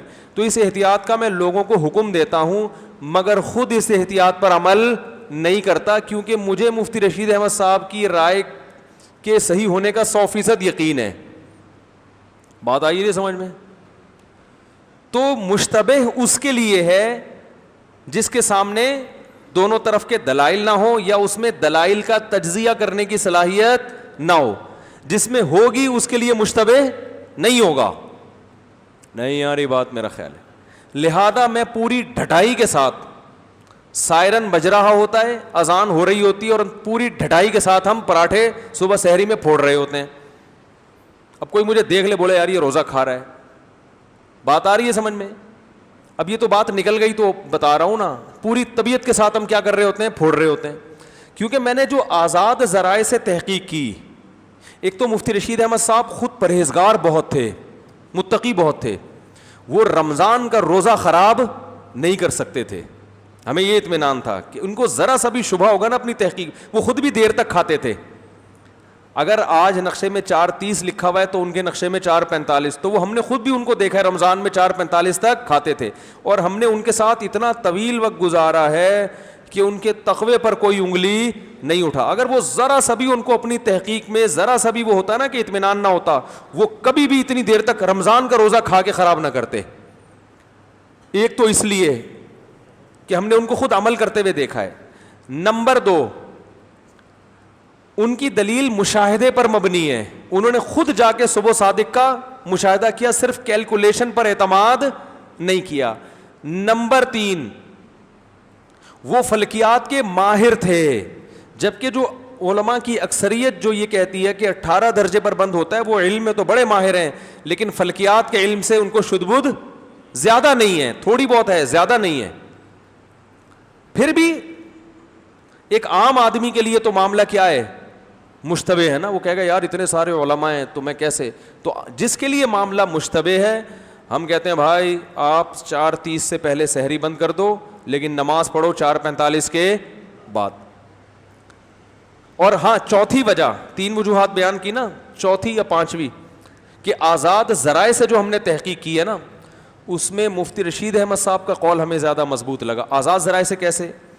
جو لوگ یہ نقشے نہیں جانتے گاؤں دیہاتوں میں، جو صدیوں سے مشاہدہ کر کے صبح صادق دیکھتے آ رہے ہیں، ان گاؤں دیہاتوں میں جب آپ سروے کریں گے، جو ہم نے تو کیا ہے نا، ہم نے تو لوگوں سے سنا ہے، جو گاؤں دیہاتوں کے لوگ ہیں جن کو یہ نقشوں کا پتہ ہی نہیں ہے، وہ بابے دادے وہی ابھی تک صبح صادق دیکھتے ہیں. تو جو مشاہدہ کر کے جن کو یہ پتہ نہیں ہے نقشوں کا، وہ مفتی رشید احمد صاحب کے قول کے مطابق ان کی صبح صادق ہو رہی ہوتی ہے. یعنی جو لوگ جدید تحقیق جانتے نہیں ہیں نا، ابھی تک پرانے طرز پہ چل رہے ہیں، تو وہ جو ٹائم بتائیں گے اس کو آپ میچ کریں تو وہ مفتی رشید احمد صاحب کے نقشے سے میچ ہو رہا ہوتا ہے. یہاں تک مجھے تو ایک واقعہ یاد ہے، میں ادھر گیا تھا بالا کوٹ، تو وہاں ایک بوڑھے آدمی ملے جو پنجاب کے کسی گاؤں کے تھے, عالم بھی تھے. وہ مجھے کہنے لگے یار یہ میری سمجھ میں نہیں آتا, ہم تو جب صبح صادق دیکھا کرتے تھے تو وہ تو دیر سے بند ہوتی تھی, آج کل نقشوں میں جلدی 15-20 منٹ پہلے کیوں بند ہو رہی ہے؟ تو ہمارا تو مشاہدہ ہی سارا غلط ہو گیا. تو میں نے ان سے کہا حضرت آپ جو دیکھ رہے ہیں نا وہ بالکل اوریجنل ہے, جس میں ماہر فلکیات یا کیلکولیشن کا دخل نہیں ہے. کیونکہ کیلکولیشن میں اصل میں ہوا یہ ہے کہ ایک انگریزوں کی جب حکومت تھی نا تو صبح صادق کے نقشے بھی گوروں کی تحقیق کو دیکھ کر بنائے گئے تھے. ان کے ہاں صبح صادق اور کاذب میں فرق نہیں ہوتا. خیر یہ ایک لمبا موضوع ہے, پھر دوسری طرف کے بھی دلائل ہیں, پھر وہ ایک کلپ دوسرے دلائل کا آ جائے گا. ادھر سے ہم نے کلپ بنایا تو 18 کا بھی ایک کلپ آ جائے گا, ان کے بھی اپنے دلائل ہیں, وہ بھی اہل حق علماء ہی ہیں. تو کہنے کا مقصد یہ ہے کہ اب تھرڈ پرسن کے لیے تو دونوں علماء برابر ہیں بھائی, تو اس کو ہم یہی کہتے ہیں بھائی تمہارے لیے معاملہ کیا ہے, مشتبہ ہے, لہذا تم سحری پہلے بند کر لو اور نماز بعد میں پڑھو. لیکن میں خود اس احتیاط پر عمل نہیں کرتا, کیونکہ مجھے ذاتی طور پر مفتی رشید احمد صاحب کی تحقیق سے 100% اطمینان ہے. مفتی صاحب کے حضرت کے جتنے بھی علماء ہیں جو ماہر فلکیات بھی ہیں, جنہوں نے خود بھی مشاہدے کیے ہیں, ان کو بھی ہم دیکھتے ہیں کہ وہ دیر تک کھاتے ہیں. البتہ کوئی تھرڈ پرسن بیٹھا ہوا ہو, جیسے یہاں اعتکاف میں جب لوگ بیٹھتے ہیں ان کے ساتھ اگر میں سحری کرتا ہوں تو جلدی بند کر لیتا ہوں.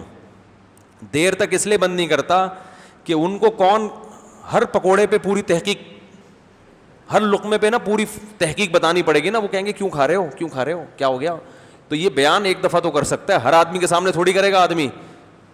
تو لوگوں کو فتنے میں ڈالنا اچھا کام نہیں ہے. 15 منٹ پہلے بند کر لو, چک چک سے جان چھوڑ جائے گی.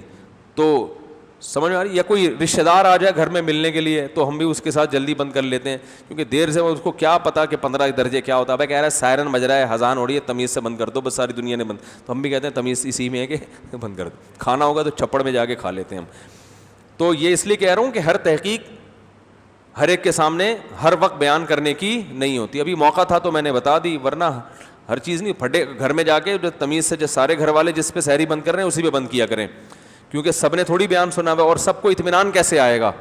تو اس لیے علماء کی دونوں طرف رائے ہیں, کسی بھی رائے کو فالو کر لو. اور وہی حدیث ہے کہ مشتبہ چیز میں احتیاط پر عمل کرو.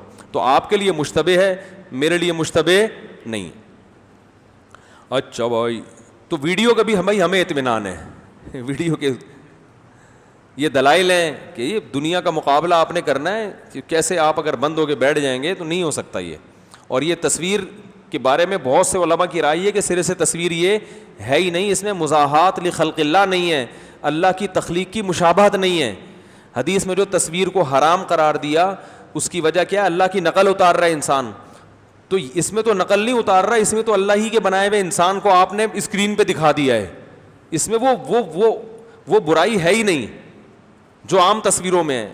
پھر تصویر کے حرام ہونے کی وجہ کہ یہ بھی شرک کا ذریعہ بنتی ہے. ڈیجیٹل تصویر شرک کا ذریعہ نہیں بنتی, یہ قابل تعظیم نہیں ہوتی. قابل تعظیم وہ تصویر ہوتی ہے جو گھر میں عزت احترام کے ساتھ آپ نے لٹکائی بھی ہو. نہیں آ رہی سمجھ میں تو ٹھیک ہے. مفتی صاحب ہمیں آپ سے بہت عقیدت تھی, لیکن ہم نے دیکھا کہ آپ نے کسی خاتون اینکر کو انٹرویو دیا, یہ تو غلط ہے, یہ تو کسی کتاب میں نہیں لکھا. کسی خاتون اینکر کو انٹرویو دینا غلط ہے, یہ تو کسی کتاب میں نہیں لکھا. یہی تو قیامت ہے کہ اپنی طرف سے دلائل وضع کر کے. وہ ہمارے ایک دوست ہیں, میں نے جمعے کو واقعہ سنایا تھا نا, ایک انگریز خاتون مسلمان ہوئی تو کسی مولانا صاحب کے پاس لے گئے.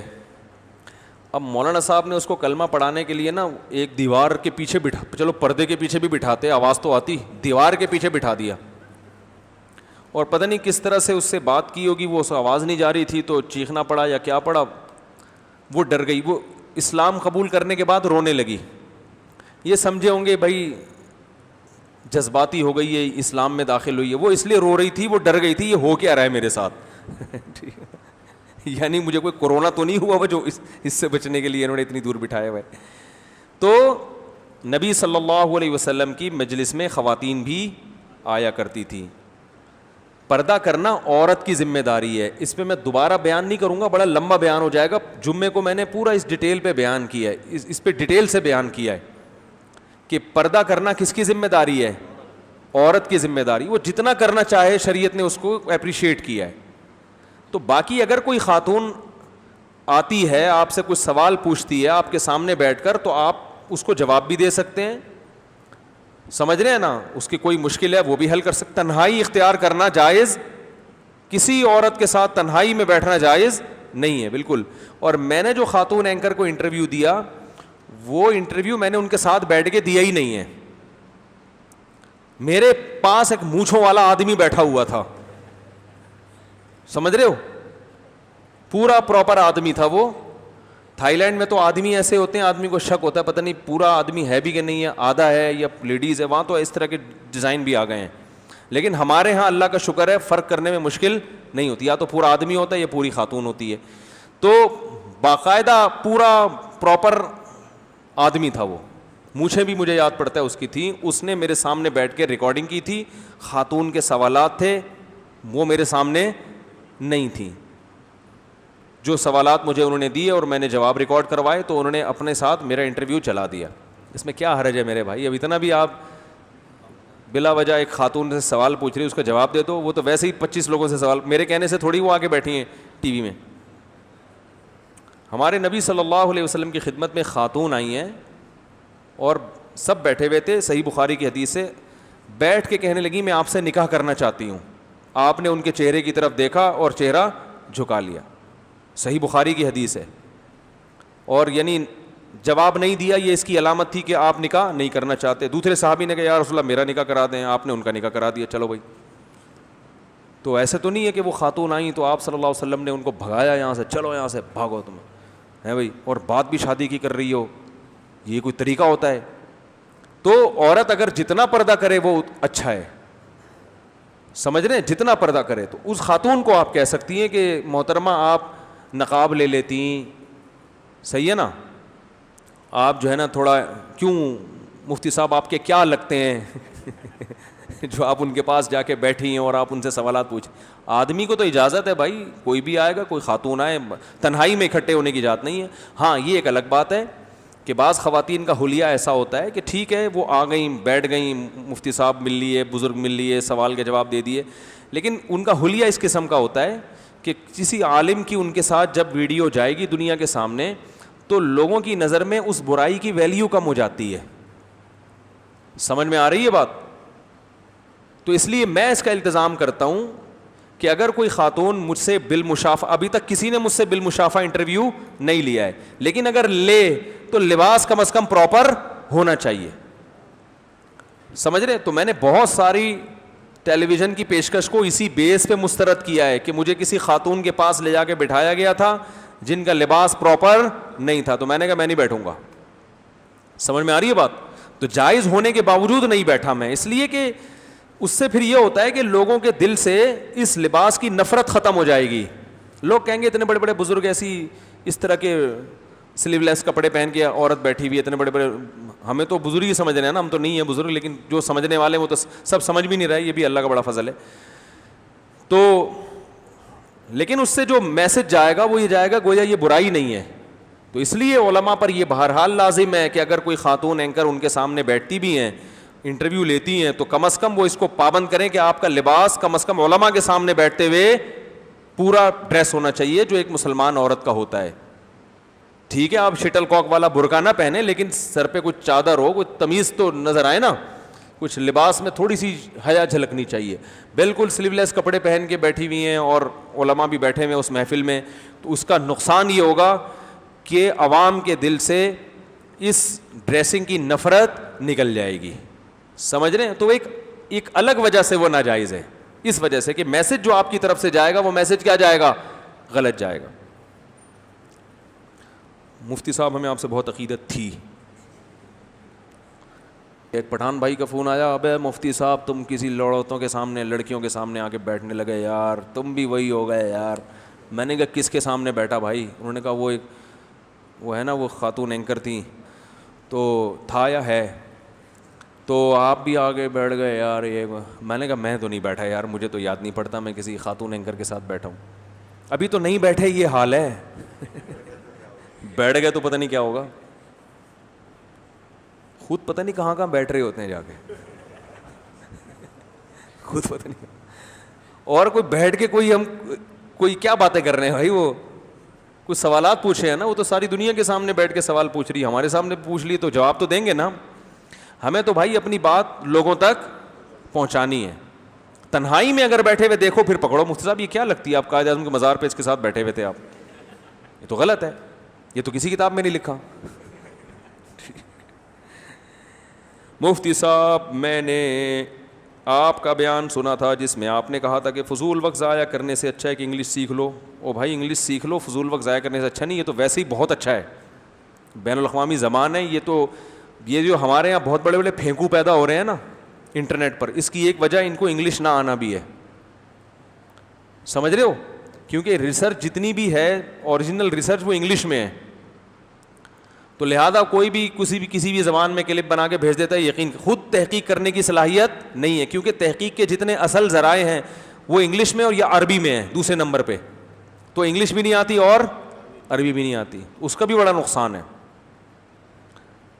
مفتی صاحب آپ کی پورے پاکستان میں ویڈیو دیکھی جاتی ہے اور آپ کی بات سنی بھی جاتی ہے, آپ حکومتی اداروں سے کیوں یہ نہیں کہتے کہ آپ نے پاکستان کو مدینہ کی فلاحی ریاست بنانا ہے؟ تو انٹرنیٹ پر غلط ویڈیوز دیکھی جاتی ہیں, آپ حکومتی اداروں سے کہیں کہ ان ویب سائٹس کو بلاک کر دے.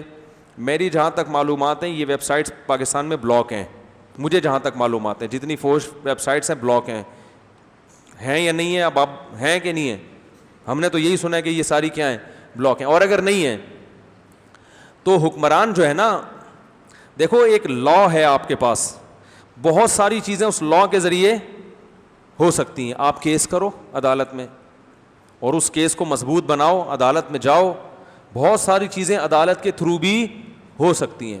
دوسری بات, جو ہماری مذہبی تنظیمیں ہیں ان سے کہا جائے کہ دیکھو جو سیاسی میدان کے لوگ ہیں وہی سیاست میں کچھ کردار ادا کر سکتے ہیں نا.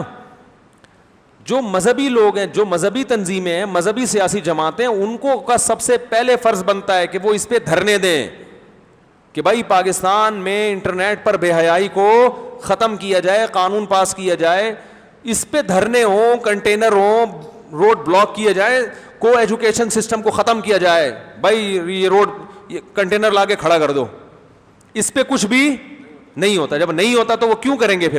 تو ہماری دینی جماعتوں کی صلاحیتیں بھی ایسی جگہوں پہ خرچ ہو رہی ہیں کہ اس کا کوئی آؤٹ پٹ اتنا اچھا ہے نہیں. تو چندی مسائل کو لے کے بس گھماتے رہتے ہیں. ہمارا اس وقت سب سے بڑا مسئلہ بے حیائی بن چکا ہے. تو دینی سیاسی جماعتوں کا سب سے پہلے فرض بنتا ہے کہ وہ اس پہ دھرنے دیں, اس پہ احتجاج کریں اور قانون تبدیل کروانے کی پوری کوشش کریں. سمجھ میں آ رہی بات؟ باقی ہم سے ممبر پہ جتنا ہو سکتا ہے ہم تو بیان کرتے رہتے ہیں, لیکن وہ اس پہ کوئی فرق نہیں پڑنے والا. مفتی صاحب میرا ایک دوست ہے, اس نے چھپ کے نکاح کیا ہوا ہے, اس لڑکی کے گھر والے رشتے کے لیے راضی نہیں ہو رہے ہیں, کہتے ہیں کہ ہم پٹھان ہیں, پٹھان میں ہی کریں گے, اور لڑکا مہاجر ہے. اب ہمیں کیا کرنا چاہیے؟ لڑکا مہاجر ہے تو مہاجروں میں کر لو بھائی. بہت سے پٹھانوں نے مہاجروں میں کی ہے, بہت سے مہاجروں نے پٹھانوں میں کیا. ہم نے بھی پٹھانوں میں کی ہے شادی, ہم حالانکہ ویسے مہاجر ہیں لیکن ویسے پٹھان ہیں, ٹھیک ہے نا, یعنی انڈیا کے بھی تو پٹھان ہوتے ہیں نا. تو یہ مہاجر کو چاہیے ویسے پٹھان بن جائے. ویسے کیا بن جائے بھائی؟ لڑکی کو کوئی بندہ پسند آ رہا ہے تو وہ شادی کر دینی چاہیے. اللہ کے دیکھو, پہلے ہم پٹھان ہیں یا پہلے مسلمان ہیں؟ پہلے مسلمان ہیں نا. پہلے ہم مہاجر ہیں یا پہلے مسلمان ہیں؟ تو ہم پہلے مسلمان ہیں, ہم پہلے نبی کو فالو کریں گے. نبی صلی اللہ علیہ وسلم کا حکم یہ نہیں ہے کہ پٹھان پٹھانوں میں شادی کرے, مہاجر مہاجروں میں. ایسی کوئی حدیث ہمارے سامنے موجود نہیں ہے. ایسی حدیثیں ہیں کہ لڑکی جہاں نکاح کرنا چاہتی ہے وہاں اس کی شادی بولو بھائی کر دی جائے. تو اگر وہ پٹھان لڑکی ہے, مہاجر میں شادی کرنا چاہتی ہے اور آپ کو اس مہاجر میں کوئی خامی نظر نہیں آتی تو صرف مہاجر ہونا کوئی عیب نہیں ہے. اسی طرح لڑکا اگر پٹھان ہے, وہ مہاجر لڑکی سے شادی کرنا چاہتا ہے, اب مہاجر اس بیس پر انکار کرے کہ ہم نے پٹھانوں میں نہیں دینی, تو یہ بھی جہالت ہوگی کہ نہیں ہوگی؟ بھائی لڑکی کو جو بندہ پٹھان پسند آ رہا ہے, کیا خیال ہے اس کو مہاجر پسند نہیں آ رہا, اس کو پٹھان پسند آ رہا ہے, تو جب اس کو پٹھان پسند آ رہا ہے تو جو پسند آ رہا ہے وہاں شادی کر لو اس کی. کیا خیال ہے؟ ہاں دیکھ لو بھائی, مہاجر ہو یا پٹھان ہو, پہلے دیکھ لو کہ بندہ شریف ہونا چاہیے. تو شرافت مہاجروں میں بھی ہوتی ہے, پٹھانوں میں بھی ہوتی ہے, بدماش پٹھانوں میں بھی ہوتے ہیں اور مہاجروں میں بھی ہوتے ہیں. تو یہ قوم پرستی کو اتنا زیادہ مسلط کر لینا یہ شریعت کے بھی خلاف ہے اور بچیوں کی زندگی بھی تباہ ہوتی ہے. کتنی لڑکیاں ایسی ہیں جن کی عمریں 40 سال ہو گئیں ابا کی انا کی وجہ سے کہ ہم فلاں ہیں, تو میمنوں میں بہت ہوتا ہے, میمنوں میں ہی کرنی ہے. بچیاں بڈھی ہو گئیں مگر میمن کو میمن سے باہر نہیں نکلنا. تو یہ بربادی ہے بھائی, اس سے اپنا بھی نقصان ہے اور قوم کا بھی نقصان ہے. مفتی صاحب حرام مال صدقہ کرنے سے ثواب کیا ملتا ہے؟ نہیں ملتا ثواب. جلدی بس 2 سوال رہ گئے. میرا بیٹا 1 سال کا ہے, میں اس کا عقیقہ کرنا چاہتی ہوں, کیا میں اپنے بیٹے کے لیے 1 بکرا کاٹ سکتی ہوں؟ جی ہاں, 2 بکرے ویسے تو بہتر ہے, لیکن نہیں ہے تو 1 بھی کاٹ سکتی ہیں. اور کیا عقیقہ کرتے وقت دنوں کا حساب لگایا جائے گا؟ نہیں, کوئی دنوں کا حساب نہیں لگایا جائے گا. مجھ سے ہمارے پاس کتنا سونا ہو کہ ہم زکوٰۃ دیں؟ آج کل تھوڑا سا بھی ہو تو زکوٰۃ واجب ہو جاتی ہے, کیونکہ سونے کے ساتھ پیسے بھی ہوتے ہیں, پھر سونے کا نصاب نہیں دیکھا جاتا. مفتی صاحب میں چاہتا ہوں کہ بڑے ظرف والا بن جاؤں, اور میں کسی کے بارے میں بھی سوچنے لگ جاتا ہوں کہ یہ بندہ میرے بارے میں ایسا سوچتا ہوگا, ایسا سوچتا ہوگا, بڑے میرے بھائی آپ اپنے آپ کو مصروف کر لیں, دماغ میں جو الٹے سیدھے خیالات ہیں خود بخود نکل جائیں گے. یہ جو آپ کی سیٹنگ ہے نا یہ آؤٹ ہوئی ہوئی ہے, تھوڑی سی بزی کریں اپنے آپ کو. صبح اچھے بچوں کی طرح اٹھ کے فجر کی نماز پڑھیں, نماز کے بعد ایکسرسائز کریں, ایکسرسائز تلاوت ذکر کرنے جائیں, اچھے بچوں کی طرح یونیورسٹی جائیں, یا جاب کر رہے ہیں جاب کریں, آئیں دوپہر کھانا کھائیں, آرام کریں, اس کے بعد جو ہے جو بھی پڑھائی ہے یا کوئی کھیلنا کود ہے وہ کریں. سارے دن اپنے آپ کو مصروف رکھیں گے تو یہ سب خیالات نکل جائیں گے. ہم لوگ سب با جماعت نماز ادا کرتے رہے تو اگر اس دوران ہماری 2 رکعت رہ جائیں تو اس کو ادا کرنے کا کیا طریقہ ہے؟ بھائی 4 رکعت والی نماز میں 2 رکعت رہ جائے تو 2 رکعت آپ اس طرح پڑھیں گے کہ اس میں سورہ فاتحہ بھی پڑھیں گے اور سورت بھی ملائیں گے. سمجھ رہے ہیں؟ تو بہت زیادہ ہو گئے. ارے بھائی 2-4 تو نہیں ہیں. کیا میں دوسری شادی کرنا چاہتا ہوں جبکہ میری پہلی بیوی اور میرے والدین اس بات پر راضی نہیں ہیں, تو مجھے کیا کرنا چاہیے؟ ہمت کے ساتھ دوسری شادی کرنی چاہیے. سمجھ رہے ہو؟ دوسری شادی میں کوئی بھی راضی نہیں ہوتا. جس سے شادی ہو رہی ہے وہ راضی نہیں ہوتی, باقی کون راضی ہوگا؟ دوسری کے لیے تو لڑکی راضی نہیں ہوتی, نہ اس کے ابا راضی ہوتے ہیں, تو آپ کی بیوی کہاں سے راضی ہو جائے گی جو پہلی ہے جس پہ سوگن آ رہی ہے؟ تو اس لیے یہ جس نے دم میں کر لے, نہیں ہے تو ڈر کے بیٹھ جائے آرام سے. کیا کھانا کھانے سے وضو ٹوٹ جاتا ہے؟ نہیں بھائی, آگ پہ پکی ہوئی کوئی چیز کھائی جائے تو حدیث میں آتا ہے کہ جس چیز کو آگ نے چھوا اس سے وضو, تو اس سے لغوی وضو مراد ہے, اصطلاحی وضو مراد نہیں ہے. اس پہ اور بھی بہت سارے دلائل ہیں. مفتی صاحب دجال کب آئے گا؟ آپ نے فون پر بات کر لی؟ کیا کہا اس نے؟ دجال کے بارے میں ایک انشاءاللہ بیان کروں گا میں. ہمارے نماز پڑھنے کے بعد اور باقی عبادات کرنے کے بعد مجھے سکون نہیں ملتا اور لگتا ہے کہ پتہ نہیں میری نماز قبول ہوگی کہ نہیں ہوگی. اس کے علاوہ عجیب و غریب خیالات آتے ہیں. مجھے ڈر ہے یا وہم ہے؟ بس وہم ہو گیا ہے آپ کو. اپنے آپ کو مصروف رکھیں. دیکھو دماغی بیماریاں بہت ساری ورزش کرنے سے ختم ہو جاتی ہیں. آپ کہیں گے محنت ہم جسمانی کر رہے ہیں اور علاج کس کا ہو رہا ہے؟ دماغ. اصل مسئلہ نا آج کل لوگوں کے ساتھ یہ ہے کہ کرنے دھرنے کا کوئی کام ہے نہیں, اور سارا لوڈ ڈالا ہوا ہے کھوپڑی پہ. پب جی کھیل رہے ہیں, وہ لوڈ کہاں آتا ہے؟ کھوپڑی پہ آتا ہے نا. اور بیٹھے بیٹھے جل رہے ہیں, اس کے پاس پیسہ کہاں سے آ رہا ہے, میرے پاس کیوں نہیں آ رہا, یہ کیوں ہو گیا, وہ کیوں ہو گیا. دماغ خراب. پہلے لوگ صبح صبح اٹھ کے کھیتی باڑی کرتے تھے, سارا دن کے تھکے ہارے, ہر وقت یہ فکر ہوتی تھی, ایک ہی فکر تھی, یار یہاں سے کب فرصت ملے گی. تو جب شام کو تھکے ہارے گھر آتے, کھانا کھاتے اور لمبی تان کے سو جاتے, اور صبح اٹھتے بالکل فریش. تو صبح ورزش کریں خوب طبیعت سے, تھکائیں اپنے آپ کو. شام کو جم جا کے تھکائیں اپنے آپ, پھر کھائیں طبیعت سے, پھوڑیں, تھک جائیں سو جائیں, ہنسی خوشی زندگی گزرے گی انشاءاللہ. اور عبادت کریں, 5 ٹائم نماز پڑھیں. اس میں یہ خوف ہونا چاہیے کہ پتہ نہیں قبول ہو رہی ہے کہ نہیں ہو رہی, لیکن کچھ امید بھی ہونی چاہیے کہ انشاءاللہ ہو رہی ہے. تو ملی جلی کیفیت ہوگی. خوف کی وجہ سے اللہ سے دعا مانگے, اللہ میرا تو عمل ناقص ہے, تو قبول کر لے اپنے فضل سے. اور اللہ کا شکر بھی ادا کریں کہ اللہ تیری توفیق ہے کہ نماز کی توفیق مل رہی ہے. تو شکر اور خوف کے درمیان یہ اللہ چاہتے ہیں کہ انسان رہے. سمجھ رہے ہیں کہ نہیں سمجھ رہے؟ بہت سارے مسائل حل ہو جائیں گے اپنے آپ کو. اور جس کا آدمی کے چاہتا ہے نا سارے مسائل حل ہو جائیں, وہ 4 شادیاں کر لے, پھر اس کا ایک ہی مسئلہ رہے گا, اس کے باقی سارے مسائل کیا ہو جائیں گے؟ حل. وہ ایک ہی مسئلہ رہے گا کہ ان کا پھڈا ختم کیسے کروں میں. تو اس سے یہ فائدہ ہوگا کہ ذہنی مریض نہیں بنے. ذہنی مریض جب بنتا ہے جب انسان کو اپنا مسئلہ ہی نہیں پتا ہوتا کہ فالٹ ہے کہاں سے. 10 قسم کے بکھیڑے پالے میں اس نے, یہ بھی ہو جائے وہ بھی ہو جائے یہ بھی. تو ظاہر ہے فکریں اتنی بڑھ گئی ہیں. تو جب 4 ہو جائیں گی تو صرف ایک ہی فکر ہوگی کہ یار ان سے جان کیسے چھوٹے. صحیح ہے نا. ہم اللہ کو تم کہہ کر کیوں پکارتے ہیں؟ سنتا ہے دیکھتا ہے. تم جو ہے نا جس سے بے تکلفی ہوتی ہے تو اسے بھی تم یا تو سے بات کی جاتی ہے. تو اللہ سے محبت میں بھی تو سے بات کی جاتی ہے. یہ توہین والا تو نہیں ہے, یہ محبت والا تو ہے. اور توحید کی وجہ سے بھی کیا ویلفیئر یا مدارس میں جو زکوٰۃ لوگ دیتے ہیں اس کی وہ اس کو تنخواہ میں خرچ کر سکتے ہیں, زکوٰۃ ہو جائے گی؟ بالکل نہیں, زکوٰۃ تنخواہوں میں دینا جائز نہیں ہے, نہیں ہوگی. شوال کے 6 روزے مکروہ. ایک دوست نے کہا کہ میرے پاس دلائل ہیں, حوالہ مفتی ظفر علی صاحب کتاب حسن المقال کا دیا. صحیح مسلم کی حدیث ہے 6 روزوں کا حکم, اور فتویٰ بھی اسی پر ہے, شوال کے 6 روزے رکھنے چاہیے, سنت ہے. ہماری مسجد کے امام صاحب نے ایک نمازی کی, بھائی حیا کے خلاف بات نہیں نا, ایسے کھلے نہ پوچھا کرو یار. کسی امام نے اگر کوئی غلط حرکت کی ہے تو فاسق امام ہے وہ, اگر کھلے عام ہے تو اس کو امامت سے ہٹا دیں آپ, لیکن دلائل ہونے چاہیے. بعض دفعہ جھوٹے الزامات بھی لگ جاتے ہیں کسی پر, اگر واقعی کوئی ہے تو اس کو امامت سے ہٹا دینا چاہیے. چلیں بھائی کافی ہو گیا. سبحانک اللہم و بحمدک نشہد ان لا الہ الا انت نستغفرک و نتوب الیک.